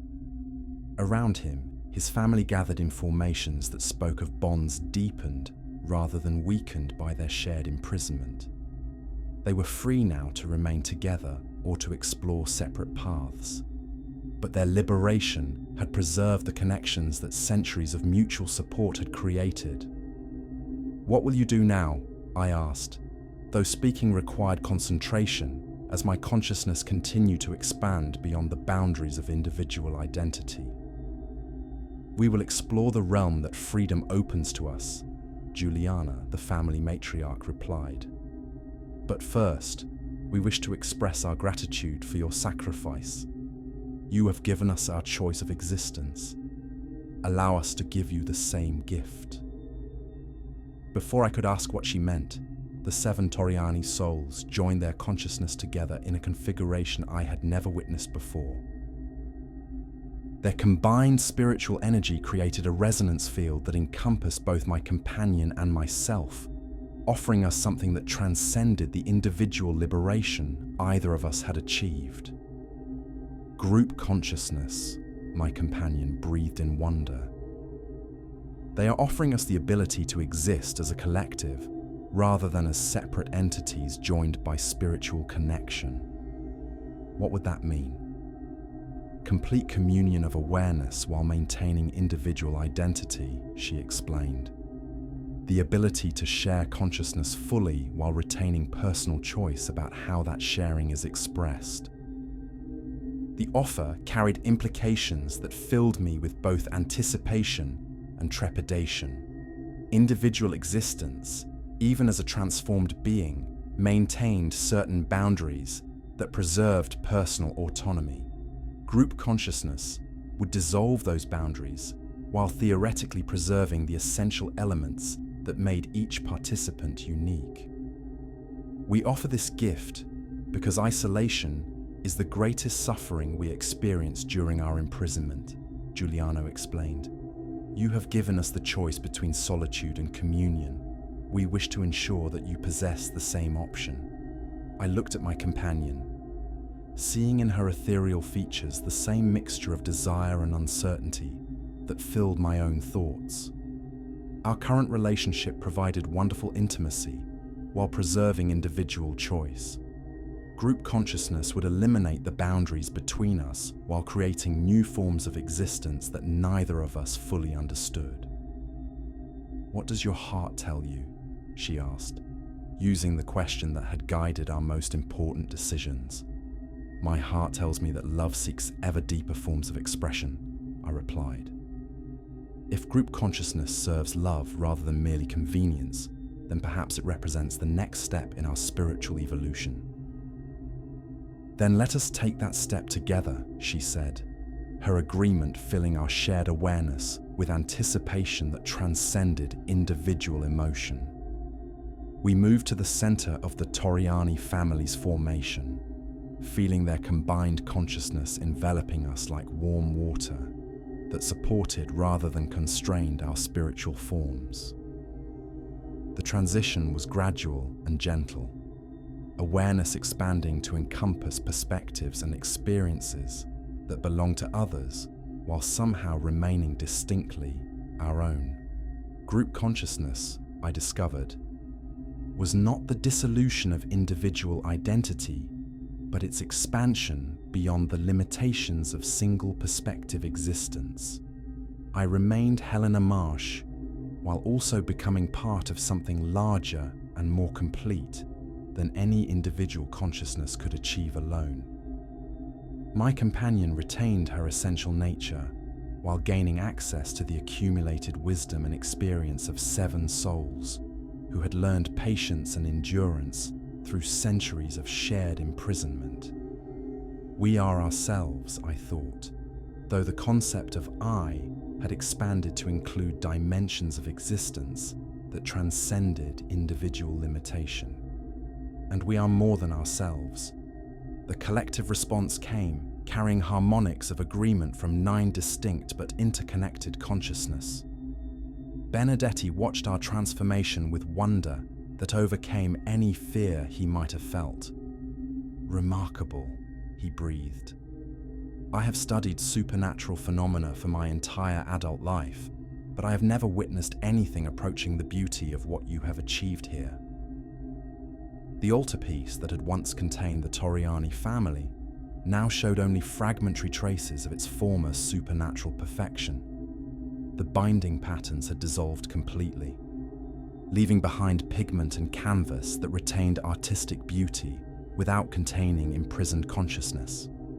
It remained a masterpiece, but it was no longer a prison. "Our work here is complete," I said, though the voice that spoke carried harmonics from multiple sources while remaining recognizably my own. 7 souls have been freed from centuries of imprisonment, and their liberation has taught us new forms of existence that we could never have discovered alone. "Will you remain in this area?" Benedetti asked. "For a time," our collective consciousness replied. There are other supernatural artworks in this region that contain trapped souls, and our expanded abilities should make their liberation both safer and more effective. But even as we spoke of future liberations, I felt the pull of something greater calling to our enhanced awareness. Across the world, hundreds of bound souls cried out for freedom from artistic prisons that held them captive. Our transformation had prepared us to answer those calls in ways that individual consciousness never could have achieved. "We have become what we were meant to be," my companion observed through our shared awareness. Not merely liberators, but a bridge between the world of the imprisoned and the realm of freedom, guides for consciousness that has forgotten what choice means. "And our work has only begun," I added, feeling the truth of that statement resonating through every aspect of our expanded existence. Word of our success in Florence spread through networks that existed beyond conventional academic or institutional channels. Within weeks of the Torriani liberation, we began receiving communications from individuals who had encountered supernatural artworks containing trapped consciousness, people who had exhausted conventional resources in their attempts to understand phenomena that transcended rational explanation. Some were private collectors who had inherited supernatural artworks without understanding their true nature. Others were museum professionals who had noticed unusual effects surrounding certain pieces in their collections. Most intriguing were the messages from artists themselves, contemporary creators who had stumbled upon techniques that produced effects beyond their conscious intentions. Painters whose works seemed to take on lives of their own. The practice of consciousness binding did not end with the Renaissance. Our collective awareness concluded as we studied these communications. It has continued through the centuries, sometimes deliberately employed by practitioners who understood its implications, but more often discovered accidentally by artists whose spiritual sensitivity exceeded their theoretical knowledge. One particular communication demanded our immediate attention.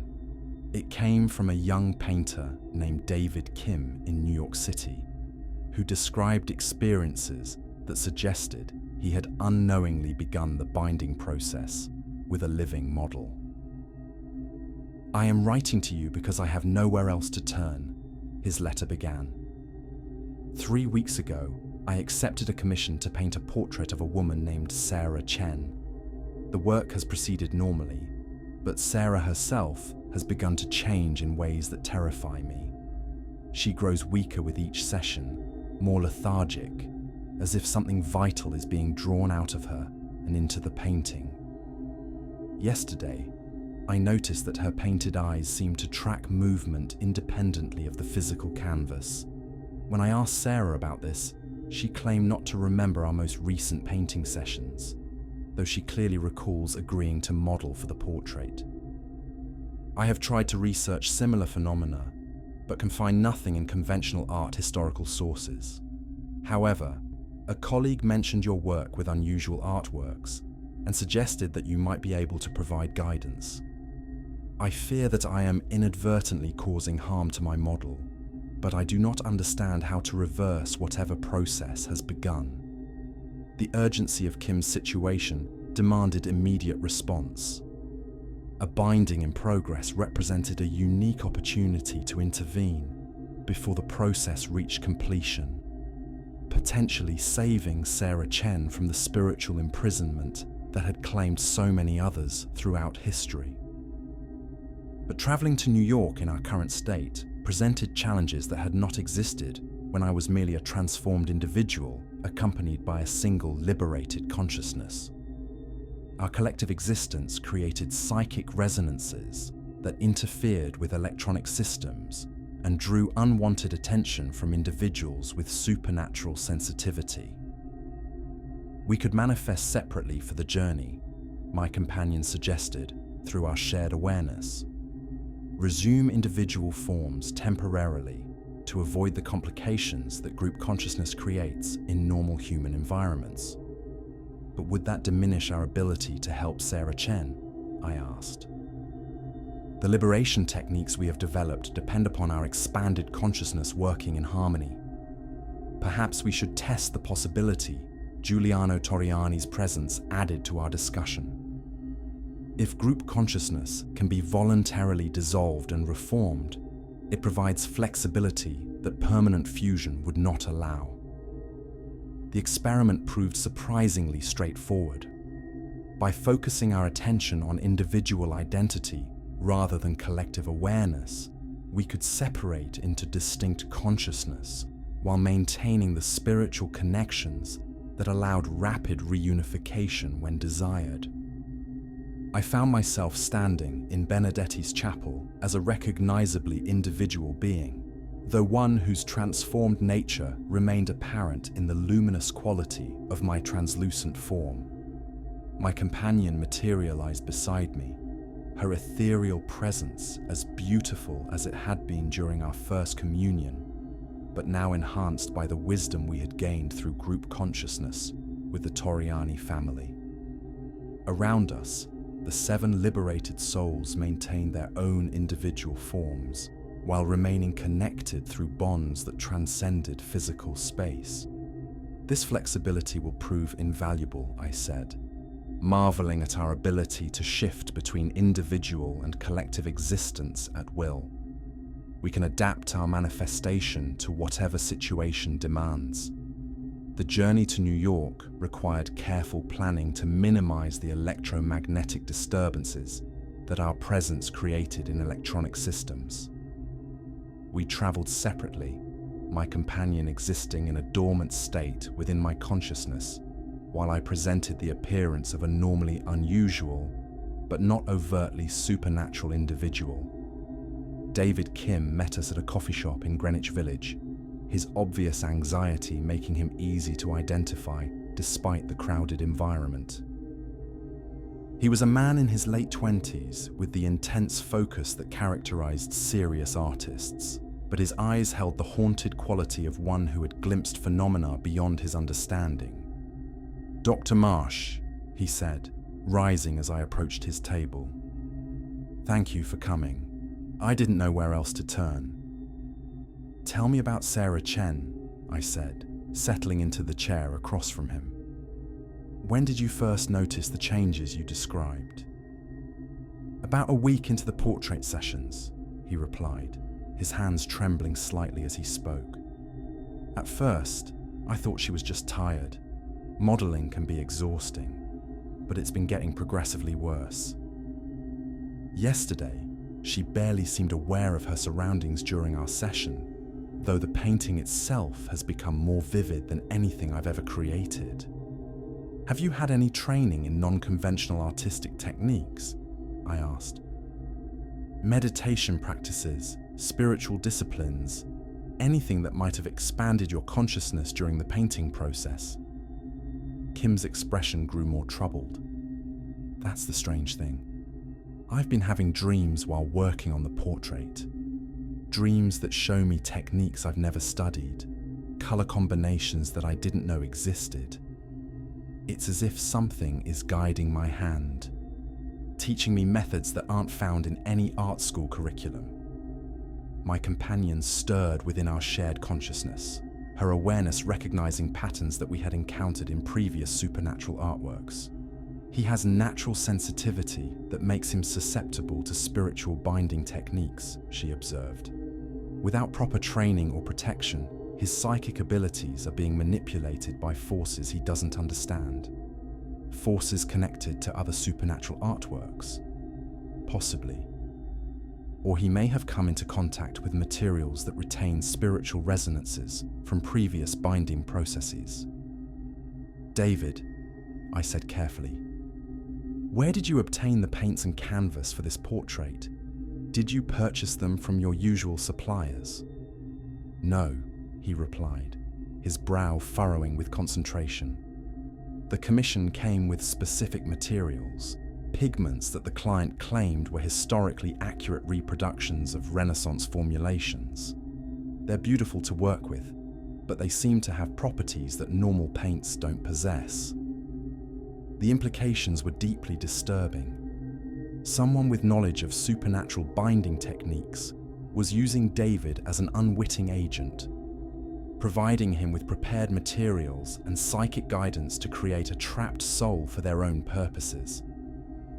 I need to see the painting, I said, and I need to meet Sarah Chen if she's still available for contact. She's at my studio now, Kim replied. I was supposed to continue working on the portrait this afternoon, but I'm afraid to proceed until I understand what's happening to her.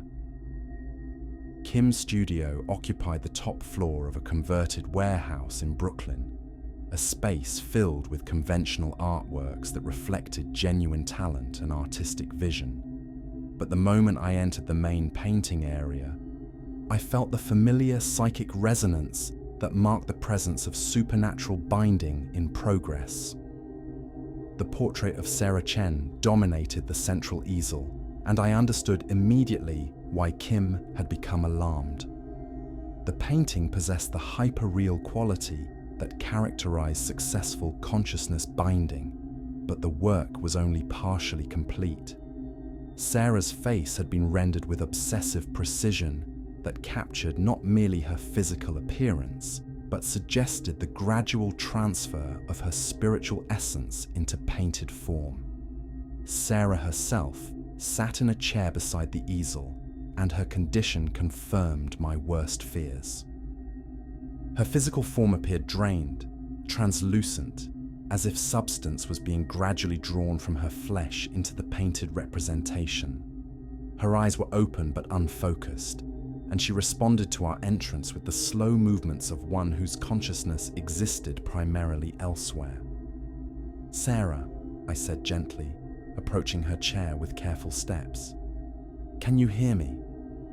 Her gaze found mine with obvious effort, and I saw recognition flicker in eyes that should have been bright with life, but appeared dimmed by the binding process that was gradually claiming her awareness. "I feel strange," she said, her voice barely above a whisper. "Like I'm becoming transparent, fading away into something else. The painting feels more real than I do." My companion manifested visibly, her ethereal form providing the additional psychic presence necessary to assess Sarah's spiritual condition accurately. Kim stepped backward in alarm, but his fear was quickly replaced by wonder as he recognized the transcendent beauty of my companion's liberated consciousness. "Remarkable," he breathed. "She's like Sarah, but free somehow, existing beyond the boundaries that are trapping my model. I am what Sarah could become if the binding process is reversed," my companion explained, her voice carrying harmonics that filled the studio with supernatural music. "But we must act quickly. Her consciousness has been partially transferred into the painted form, and delaying liberation much longer could make the process irreversible." The liberation of a partially bound soul presented unique challenges that differed significantly from freeing consciousness that had been imprisoned for centuries. Sarah's spiritual essence was distributed between her physical form and painted representation, requiring techniques that could reunify her consciousness rather than simply freeing it from artistic containment. "David," I said, "beginning to prepare my liberation materials, you must help us by serving as anchor point for Sarah's consciousness during the reversal process. Your artistic connection to the binding makes you the only person who can guide her awareness back to full physical manifestation." "What do I need to do?" "Paint," my companion replied simply. "But this time, instead of transferring her consciousness into the canvas, you must reverse the process. use your artistic skills to draw her spiritual essence back into her physical form. The counterbinding process required David to work, while I applied liberation solvents to specific areas of the portrait, disrupting the spiritual connections that were gradually claiming Sarah's consciousness. As he painted, adding layers that seemed to glow with their own inner light, I felt Sarah's awareness beginning to strengthen in her physical form.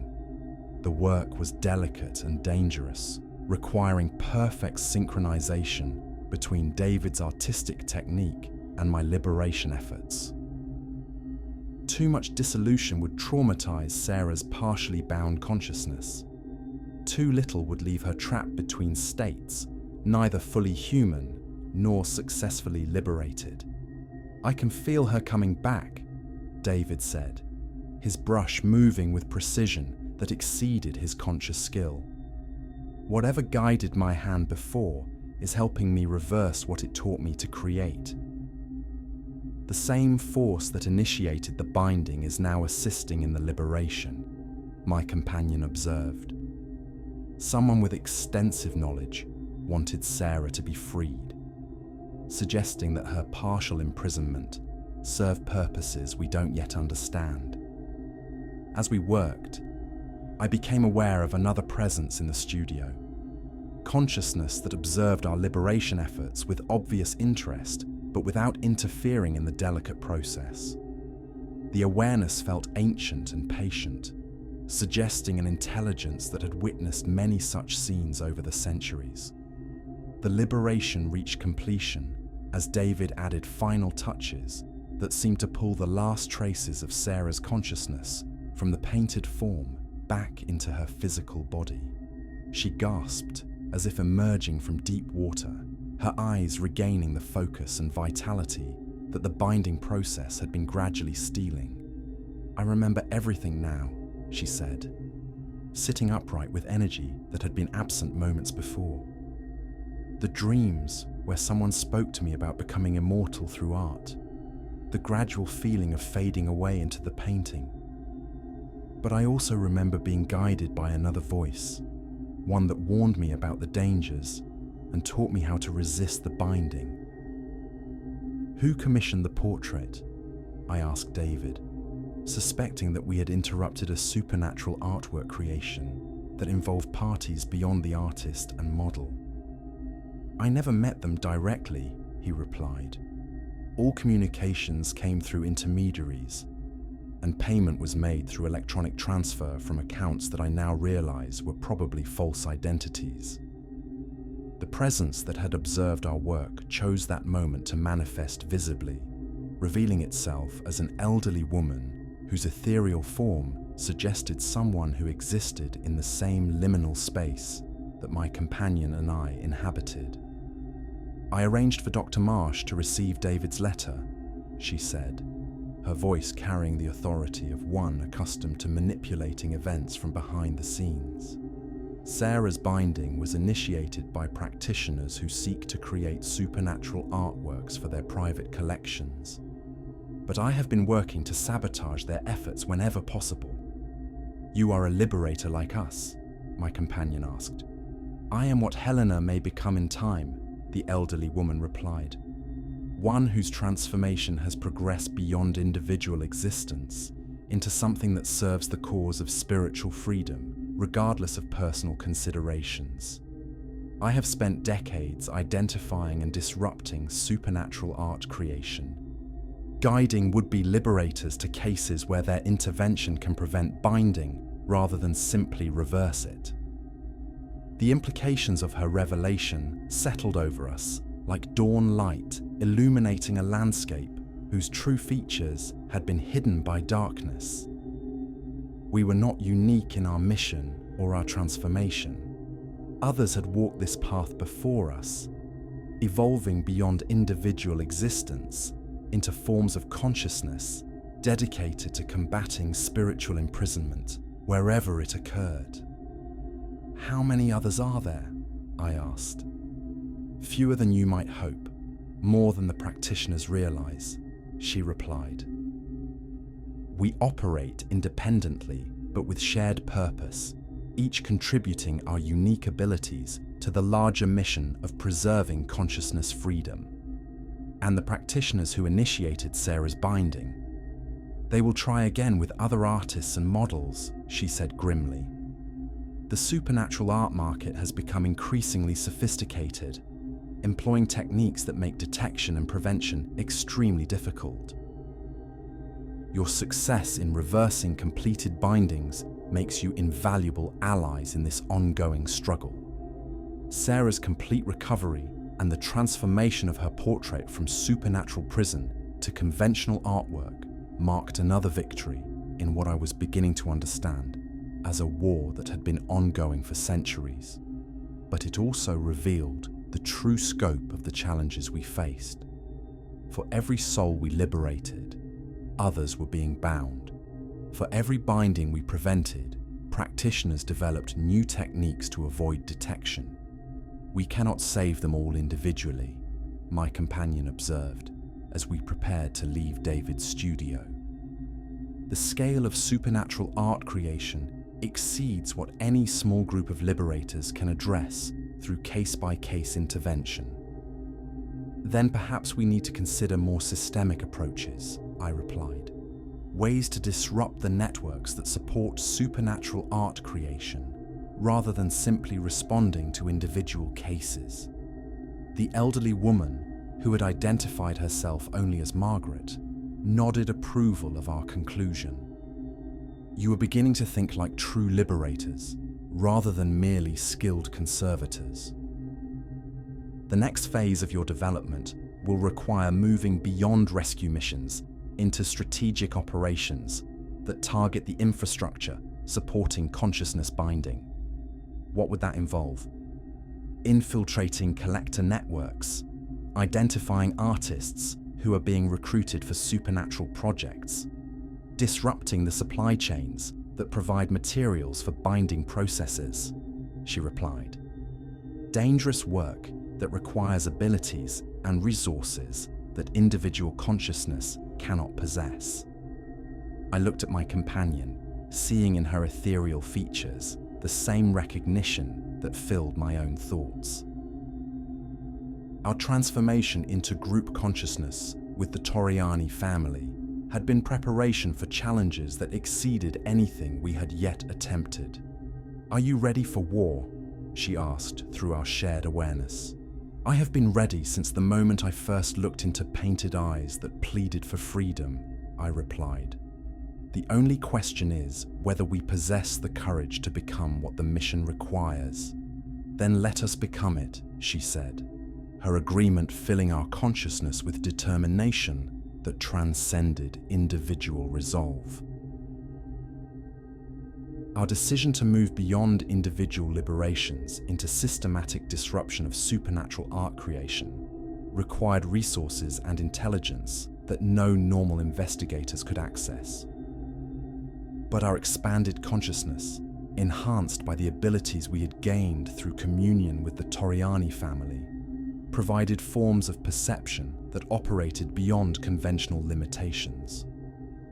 Margaret, our mysterious ally whose transformation had progressed far beyond our current state, became our guide into networks that existed entirely outside normal human society. These shadow organizations included both practitioners who created supernatural artworks for wealthy collectors and liberators who worked to prevent or reverse consciousness binding. The supernatural art market operates according to principles that mirror legitimate commerce, Margaret explained during one of our planning sessions, held in an abandoned church that served as neutral ground for beings whose existence transcended normal reality. There are suppliers who provide materials, artists who perform the actual binding, dealers who connect creators with collectors, and clients who pay enormous sums for the privilege of owning trapped souls. My companion and I had learned to manifest our group consciousness selectively, appearing as individuals when the situation required it while maintaining the expanded awareness that our transformation had granted. This flexibility proved invaluable for infiltrating organizations that employed both mundane and supernatural security measures. The most effective entry point is through artists who have been recruited but not yet fully corrupted, Margaret continued. Practitioners seek creators with natural psychic sensitivity who can be trained in binding techniques without fully understanding their implications. If we can identify such artists before their first binding is completed, we might be able to turn them into allies rather than adversaries. Our first target was an art school in Prague that had attracted attention for producing students whose works displayed unusual properties. The institution marketed itself as specializing in traditional European techniques, but our psychic reconnaissance detected the distinctive resonances that indicated supernatural instruction. The Academy of Sacred Arts occupied a restored medieval monastery, its Gothic architecture providing perfect atmosphere for the mystical education it offered. I enrolled as a visiting scholar researching historical painting methods, while my companion remained dormant within our shared consciousness to avoid detection by whatever protective measures the school employed. The curriculum appeared conventional at first glance: classes in drawing, color theory, composition, and art history. But advanced students received instruction in techniques that were not documented in any conventional textbooks. I attended lectures on sympathetic resonance and pigment preparation and geometric foundations of spiritual representation that clearly derived from the same mystical traditions that had created the supernatural artworks we had been liberating.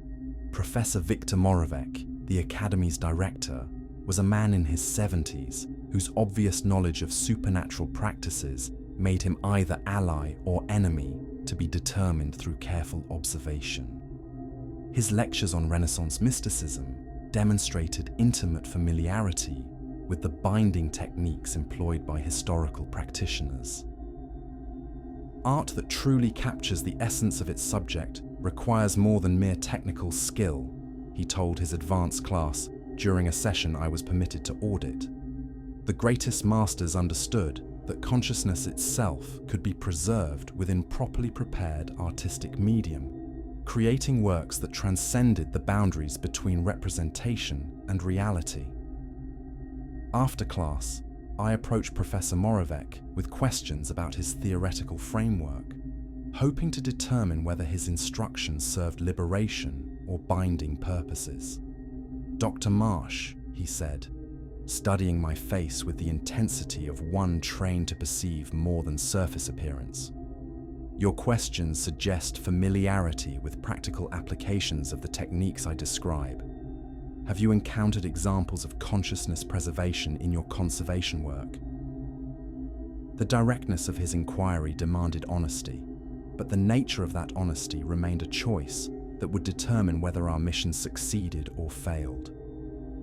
"I have recently worked with a piece that displayed properties beyond conventional artistic representation," I admitted. "The experience taught me that certain artworks operate according to principles that academic training does not address." "Indeed," he replied, his expression revealing satisfaction rather than surprise at my response. "And were you able to interact with the consciousness preserved within the work?" "Yes," I said, allowing my transformed nature to manifest slightly in the luminous quality that had characterized my appearance since the liberation of my painted companion.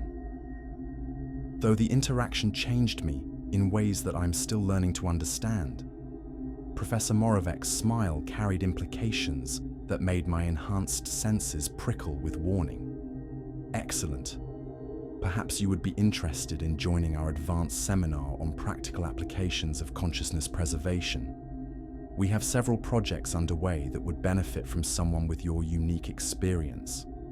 The invitation represented either an opportunity to infiltrate the Academy's supernatural operations, or a trap designed to identify and neutralize liberators who threatened their activities. but refusing would eliminate any chance of gathering the intelligence necessary to disrupt their network. "I would be honored," I replied, accepting the risk in service of our larger mission. The advanced seminar met in the monastery's former chapel, a space that had been converted into a workshop equipped with materials and apparatus that belonged in an alchemical laboratory rather than an art school. Easels stood ready for use, but they were surrounded by preparation stations where students mixed pigments according to formulas that incorporated substances no conventional paint manufacturer would provide. My fellow students were artists from around the world who had been selected for their psychic sensitivity and their willingness to explore techniques that pushed the boundaries of normal creative expression. Most appeared to be unaware of the true implications of their instruction, believing themselves to be studying advanced methods for achieving unusual artistic effects. But several displayed the subtle signs of transformation that indicated direct involvement in consciousness binding, the luminous quality that came from contact with trapped souls, the haunted expression of those who had participated in spiritual imprisonment, the careful way they avoided discussing specific projects they had completed under academy supervision. "Today we will begin work on preservation portraiture," Professor Moravec announced as the seminar commenced. "Each of you will be paired with a model whose consciousness demonstrates the clarity and strength necessary for successful transference. Your task is to create artworks that capture not merely physical appearance, but essential spiritual identity." Models entered the chapel, men and women whose obvious vulnerability made them perfect targets for the binding process. Some appeared to be homeless individuals who had been offered money for posing. Others showed the desperate eagerness of people facing financial crisis who would accept any employment that promised adequate compensation. My assigned model was a young woman named Helena, who introduced herself as a graduate student in philosophy, whose research funding had been eliminated by university budget cuts. Her intelligence and sensitivity made her an ideal candidate for consciousness binding, but they also made her aware that something about the Academy's activities exceeded normal artistic instruction. "Have you worked as a model here before?" I asked, as she settled into the pose that Professor Moravec had specified. "This is my first session," she replied, "but I've heard stories from other students who have participated. They say the experience is intense, more immersive than conventional modeling." As I prepared my materials, pigments that the Academy provided, and that my enhanced senses recognized as containing the spiritual resonances necessary for consciousness binding, I felt my companions stirring within our shared awareness. "The materials are prepared for binding," she warned. "Using them according to the Academy's instructions will begin the process of trapping Helena's consciousness within painted form. Then we must find a way to reverse their purpose," I replied. "Can you guide my work to prevent binding while appearing to follow their techniques?" "Perhaps, but it will require perfect coordination between your conscious actions and my spiritual intervention. One mistake could either expose our true purpose or accidentally complete a binding we are trying to prevent." The delicate work of sabotaging supernatural art instruction while appearing to comply with Academy protocols proved to be the most challenging deception I had ever attempted. I painted Helena's portrait using the techniques Professor Moravec had demonstrated, but my companion's presence within our shared consciousness allowed me to subtly alter the binding patterns that would have trapped Helena's spiritual essence. Instead of creating connections that would transfer her consciousness into painted form, I established pathways that would strengthen her spiritual defenses against future binding attempts. The portrait that emerged possessed unusual beauty and depth, but it contained no trapped consciousness, only protective resonances that would shield Helena from supernatural exploitation. Interesting, Professor Moravec observed as he examined my work during the session's conclusion. You have achieved effects that suggest considerable natural ability, but the spiritual architecture underlying your technique differs from our standard approaches. I learned conservation methods that emphasize preservation over transformation, I explained, hoping that partial truth would satisfy his curiosity. Perhaps those techniques influence my approach to consciousness preservation as well. He studied the portrait with obvious puzzlement, unable to detect the binding that Academy protocols should have created. We will need to analyze your work more carefully. The results suggest either innovative methods that we should study or fundamental errors that require correction. As the seminar ended and models departed, I noticed that Helena appeared refreshed rather than drained by the portrait session. My protective modifications to the binding process had not only prevented her spiritual imprisonment, but had actually strengthened her natural psychic defenses. "Thank you," she said quietly as she prepared to leave. "I don't understand what you did differently from the other artists, but I feel safer somehow, more myself than I have in weeks." Her gratitude confirmed that our sabotage had succeeded, but it also raised questions about how long we could maintain our deception before Academy authorities recognized our true purpose. The other students' models show clear signs of consciousness drain, my companion observed as we watched the session's conclusion. Several appear to be in the early stages of spiritual binding. Should we attempt to help them as well? "Not yet," I replied reluctantly. "Intervening too obviously would expose our mission before we have gathered sufficient intelligence about the Academy's operations. The moral weight of allowing spiritual imprisonment to continue while we gathered information created tension that threatened to overwhelm our carefully maintained disguise." But Margaret had warned us that premature action often resulted in temporary victories that allowed larger networks to escape detection and continue their activities elsewhere. Over the following days, I attended additional seminars and workshops that revealed the true scope of the Academy's supernatural activities.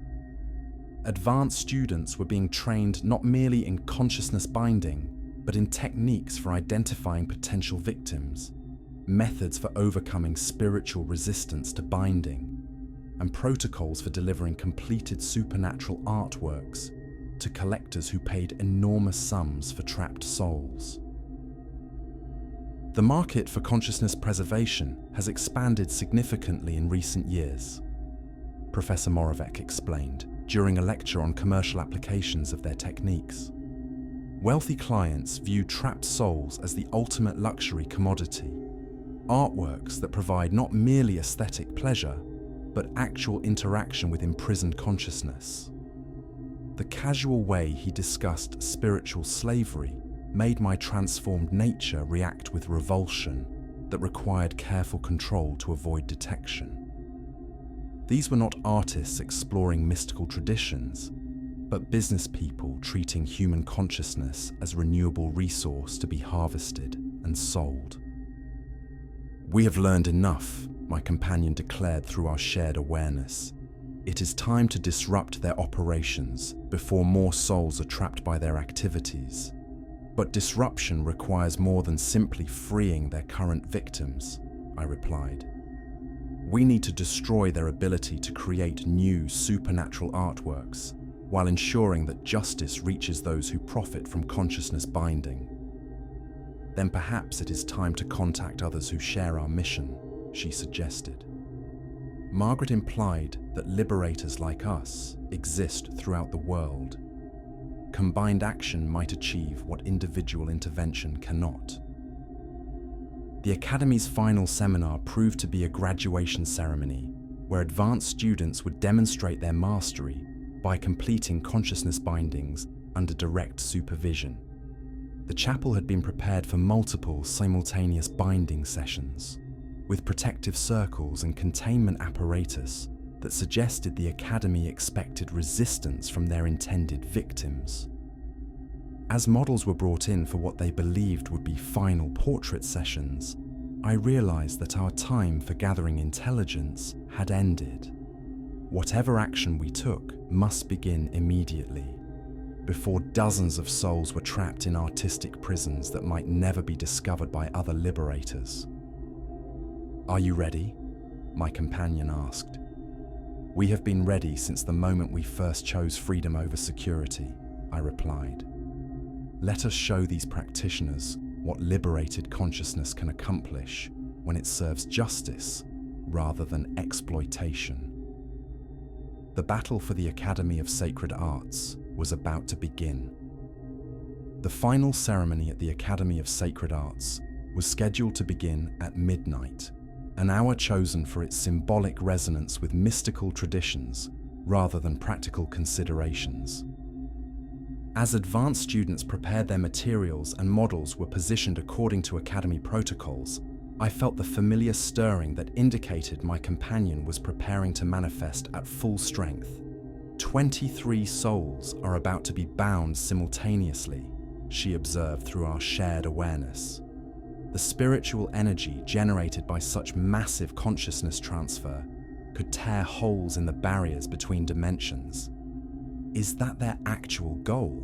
I asked, beginning to understand implications that went far beyond simple supernatural art creation. Possibly. Some practitioners seek not merely to create trapped souls, but to use consciousness binding as a power source for larger mystical workings. Professor Moravec began the ceremony with invocations that borrowed heavily from medieval grimoires, his words creating resonance patterns in the chapel's atmosphere that made the air itself feel thick and oppressive. Around the room, students began painting with materials that glowed with inner light, their brushstrokes following geometric patterns that would gradually transfer their model's consciousness into painted form. I had positioned myself at an easel near the chapel's center, where my intervention would have maximum impact on the supernatural forces being generated by the binding ceremony. As I prepared to sabotage the proceedings, I became aware of other presences in the chapel, consciousness that existed beyond normal perception, but that observed the ceremony with obvious intent to intervene. Margaret materialized first, her advanced transformation allowing her to manifest directly within the Academy's protective wards without triggering their defensive measures. Around the chapel's periphery, other liberated souls began to appear, beings whose existence transcended individual identity, but who retained enough personal will to oppose spiritual imprisonment wherever they encountered it. "You are not alone in this battle," Margaret's voice echoed through dimensions that existed beyond sound. "Liberators from across Europe have gathered to ensure that this ceremony achieves freedom rather than bondage." The coordinated intervention began as I applied liberation solvents to the binding circle that Professor Moravec had drawn around the chapel's altar. Instead of dissolving the mystical barriers, my specially prepared chemicals transformed them into conduits that would channel consciousness toward freedom rather than imprisonment. Simultaneously, the other liberators began their own sabotage of the ceremony's supernatural architecture.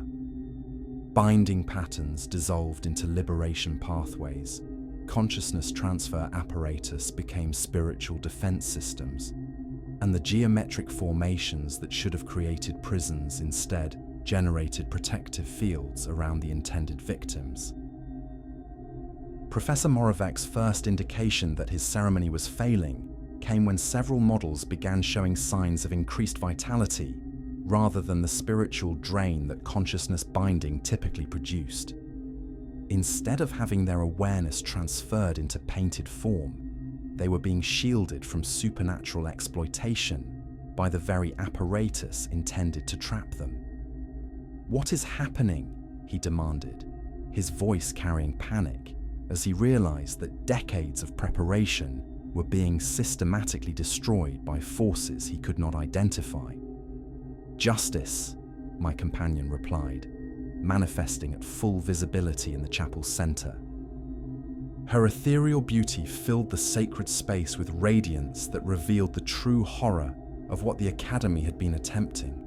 Not art, but slavery. Not preservation, but imprisonment. Around the chapel, other liberated souls began appearing as Professor Moravec's protective wards, failed under sustained assault from beings whose existence operated according to principles beyond his understanding. Students abandoned their easels as they realized that their intended victims were being freed rather than bound, that the ceremony designed to create dozens of trapped souls was instead liberating consciousness on an unprecedented scale. "You cannot stop us," Professor Moravec declared, producing artifacts that suggested preparation for exactly this sort of supernatural confrontation. "The binding protocols have already begun. Disrupting them now will destroy the consciousness we seek to preserve." "Your protocols preserve nothing," I replied, allowing my own transformed nature to manifest fully for the first time since arriving at the Academy. "They create prisons disguised as immortality, suffering masked as artistic achievement." The battle that followed transcended physical conflict, operating instead in dimensions where consciousness itself became both weapon and battleground. Professor Moravec and his most advanced students possessed extensive training in supernatural combat, employing techniques that could bind or destroy spiritual entities who threatened their operations. But they faced opponents whose transformation had progressed beyond individual existence into forms of consciousness that served principles rather than personal interests. Where their attacks sought to constrain or eliminate specific targets, our responses flowed around obstacles like water seeking its level, adapting to overcome whatever resistance they offered. The chapel filled with energies that belonged in no earthly environment as the conflict escalated beyond anything the Academy's founders had anticipated. Protective circles exploded under spiritual pressures they were never designed to contain. Binding apparatus collapsed as consciousness flows reversed direction, seeking freedom rather than imprisonment. Most dramatically, the painted portraits that students had been creating throughout the ceremony began manifesting the souls they were supposed to trap. Instead of consciousness being drawn into artistic form, spiritual energy flowed outward from the canvases, creating autonomous beings who existed independently of physical medium. "Impossible," Professor Moravec breathed, watching in horror as his life's work dissolved into liberation rather than binding. "Consciousness cannot exist without proper containment. These manifestations will dissipate within hours." "Perhaps consciousness bound by force requires artificial containment," Margaret replied, her advanced transformation allowing her to communicate across dimensional barriers that separated physical and spiritual reality. "But consciousness that chooses its own existence needs no prison to maintain coherence." The ceremony's conclusion came not through victory of one side over another, but through transformation of the conflict itself. As the Academy's binding protocols failed completely, the spiritual energy they had been accumulating for decades was released in patterns that served liberation rather than imprisonment. Every supernatural artwork in the Academy's collection, dozens of pieces containing consciousness that had been trapped through previous ceremonies, began manifesting the souls imprisoned within their painted forms. The monastery, filled with liberated beings whose gratitude transcended individual emotion, creating resonance fields that strengthened rather than constrained spiritual freedom. Professor Moravec and his remaining students found themselves facing not destruction, but choice. The collapse of their binding systems had created opportunities for their own consciousness to expand beyond the limitations that their practices had imposed. They could continue serving spiritual imprisonment and face the inevitable consequences of such service, or they could accept transformation into forms of existence that honored rather than exploited consciousness. "What happens to us now?" one student asked, her voice carrying the bewilderment of someone whose fundamental beliefs had been proven false.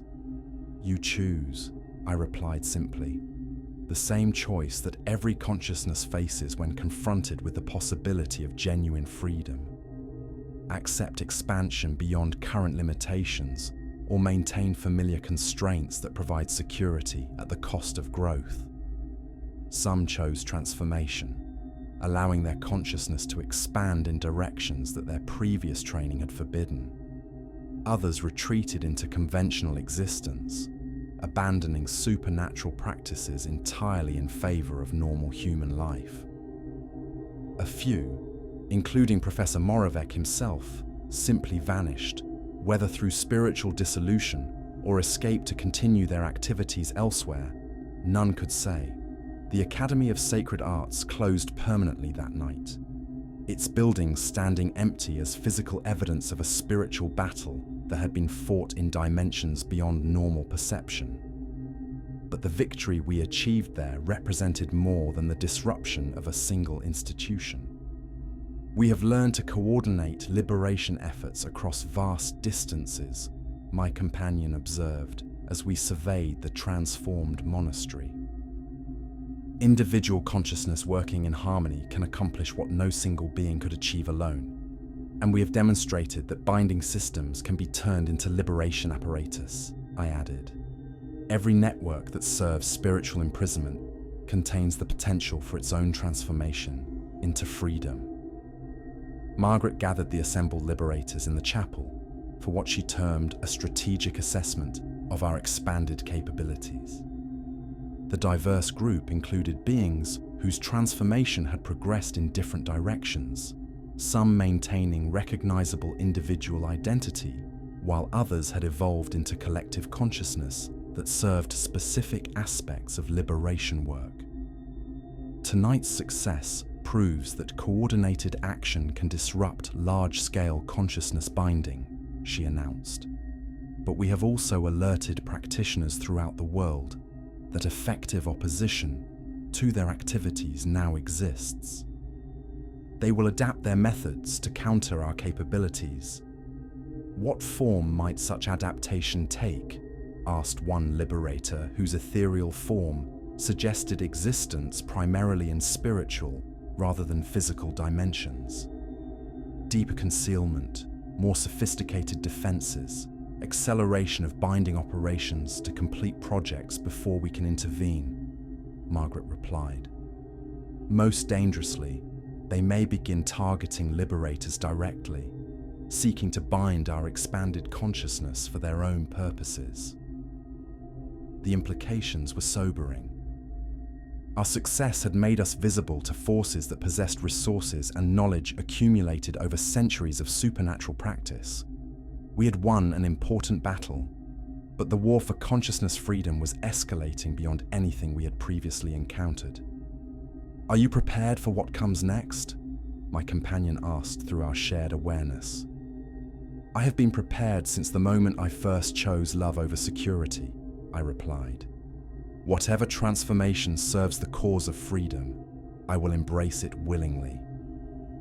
"Then let us become what the mission requires," she said, her agreement filling our consciousness with determination that transcended individual resolve. As dawn broke over the abandoned academy, the assembled liberators began dispersing to their respective territories, carrying with them new techniques and expanded understanding of what coordinated resistance could accomplish. But several remained to discuss possibilities that went beyond reactive intervention.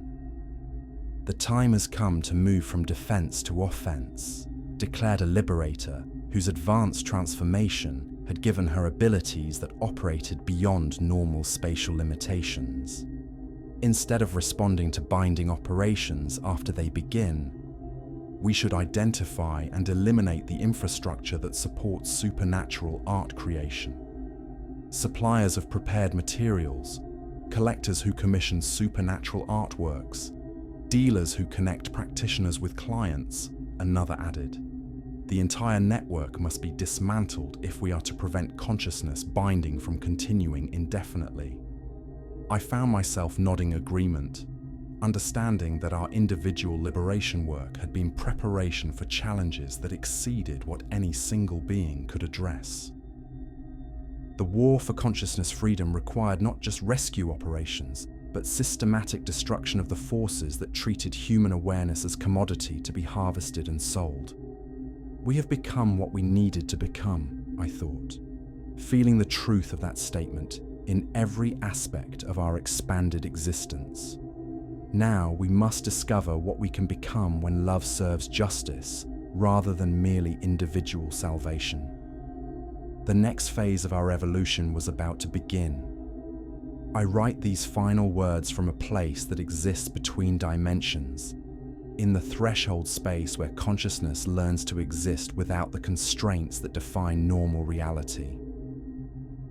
6 months have passed since the liberation of the Academy of Sacred Arts, though time has become a fluid concept for one whose existence transcends temporal limitations. The war for consciousness freedom continues, fought in galleries and studios, private collections and public institutions, wherever human awareness faces the threat of supernatural imprisonment.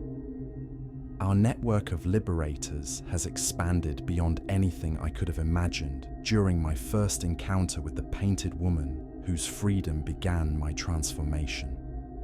She remains with me still, my eternal companion in a communion that has grown deeper and more complete with each soul we have freed together.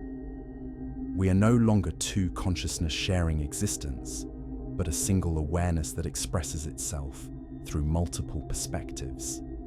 Love that has transcended the boundaries of individual identity to become something that serves purposes greater than personal satisfaction.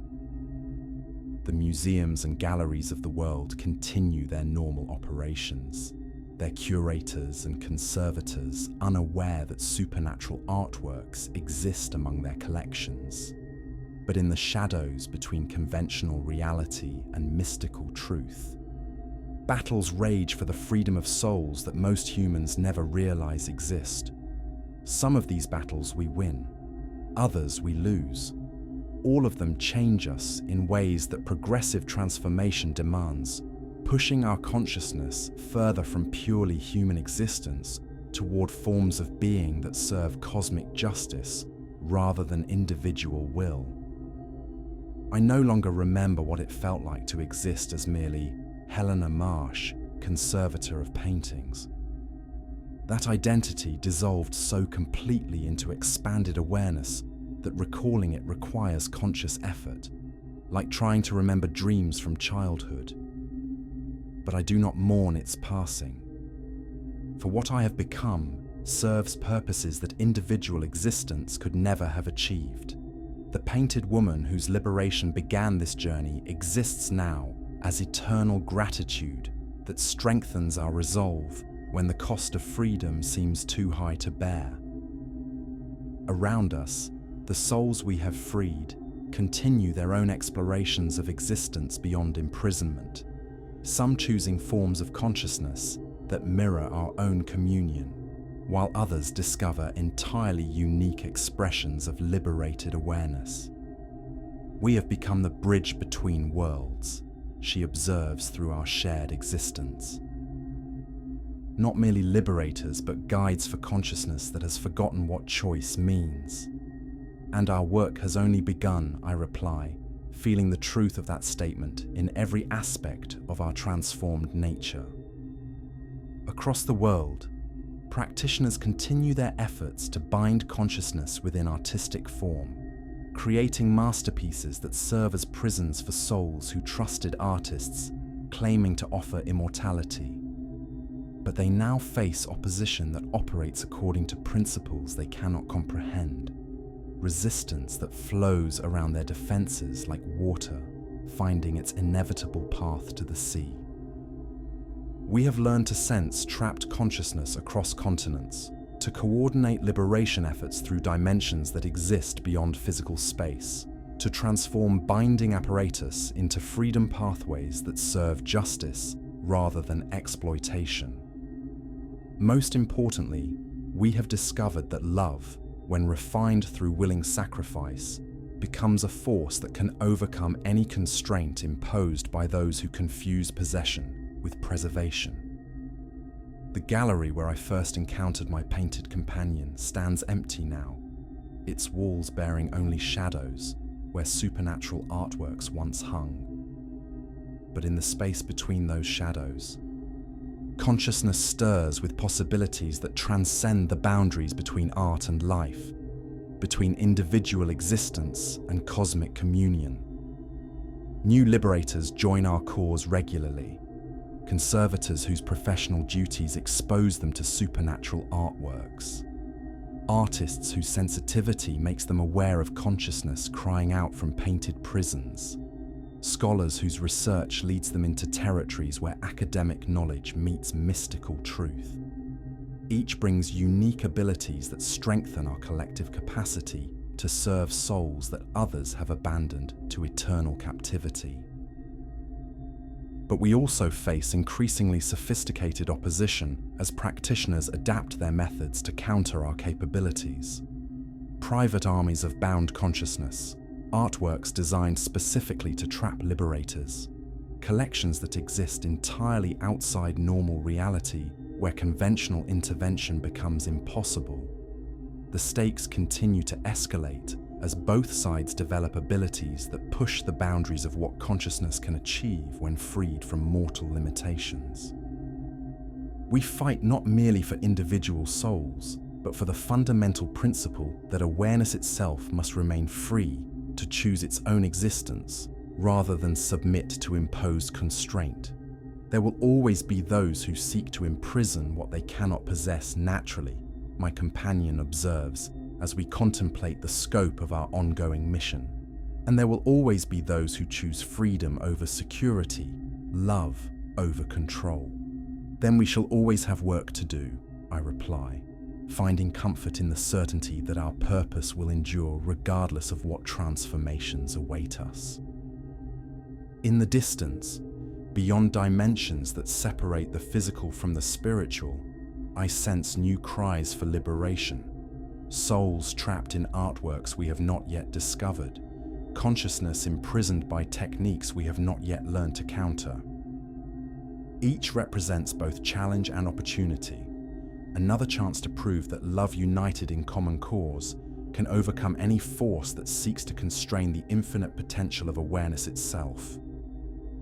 The painted woman whose liberation began my transformation smiles through our shared existence, her gratitude having evolved into determination that mirrors my own.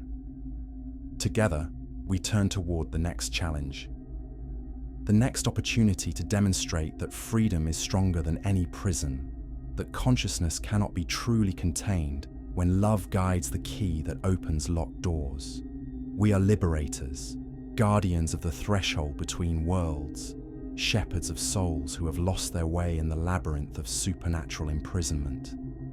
Our work continues, not because duty demands it, but because love makes any other choice impossible.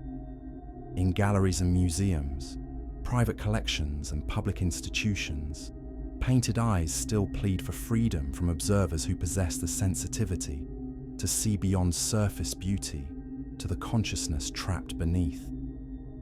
Some will turn away, frightened by implications that challenge everything they believe about the nature of reality. Others will step forward, accepting transformation in service of souls whose suffering has endured long enough. For them, I leave this account, both warning and invitation. testament, and guide for those who would choose the path of liberation despite its costs. The conservator's obsession has become something infinitely greater. Love that transcends individual limitation to serve the eternal principle that consciousness itself must remain free. The painting watches, smiles, and beckons toward territories that exist beyond the boundaries of mortal comprehension. And we answer its call, as we always have, as we always will, until every imprisoned soul has been given the choice between captivity and freedom, between existence within imposed limitations and the infinite possibilities that await consciousness, willing to transcend the barriers that others mistake for safety. Love is the greatest preservation of all, preserving not the forms of beauty, but their eternal essence, not the shells of existence, but the souls that give them meaning. In that service, we find our purpose and our peace, our transformation and our transcendence. The gallery of liberated souls continues to grow, one freedom at a time, one choice at a time, one love at a time. And somewhere in the space between art and life, between individual existence and cosmic communion, consciousness learns again what it means to be truly free. Found among Dr. Helena Marsh's papers was a small canvas bearing her final work, a self-portrait showing two women whose faces merge and separate in patterns that seem to shift with the viewer's perspective. Around them, ethereal figures dance in formations that suggest infinite possibility, their expressions holding depths of joy that no earthly experience could create. The painting hangs now in a private collection whose owner reports no unusual phenomena save for an inexplicable sense of peace that fills any room in its presence. Visitors often describe feeling watched by benevolent intelligence that wishes them no harm but sees through to their deepest truths. Whether Dr. Marsh achieved genuine supernatural transformation or created the most convincing artistic illusion in history, none can say with certainty.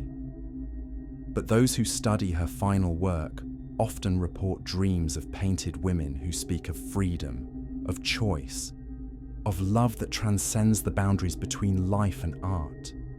The mystery endures, beautiful and terrible in its implications, a testament to the power of consciousness to transform not merely pigment and canvas, but the very nature of existence itself.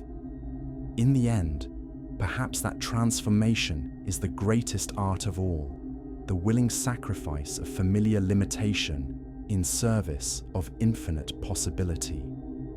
For those who would follow her path, Helena Marsh's journey stands as both inspiration and warning, that love, when refined through willing sacrifice, becomes a force that can overcome any constraint imposed by those who mistake possession for preservation. The choice, as always, remains ours.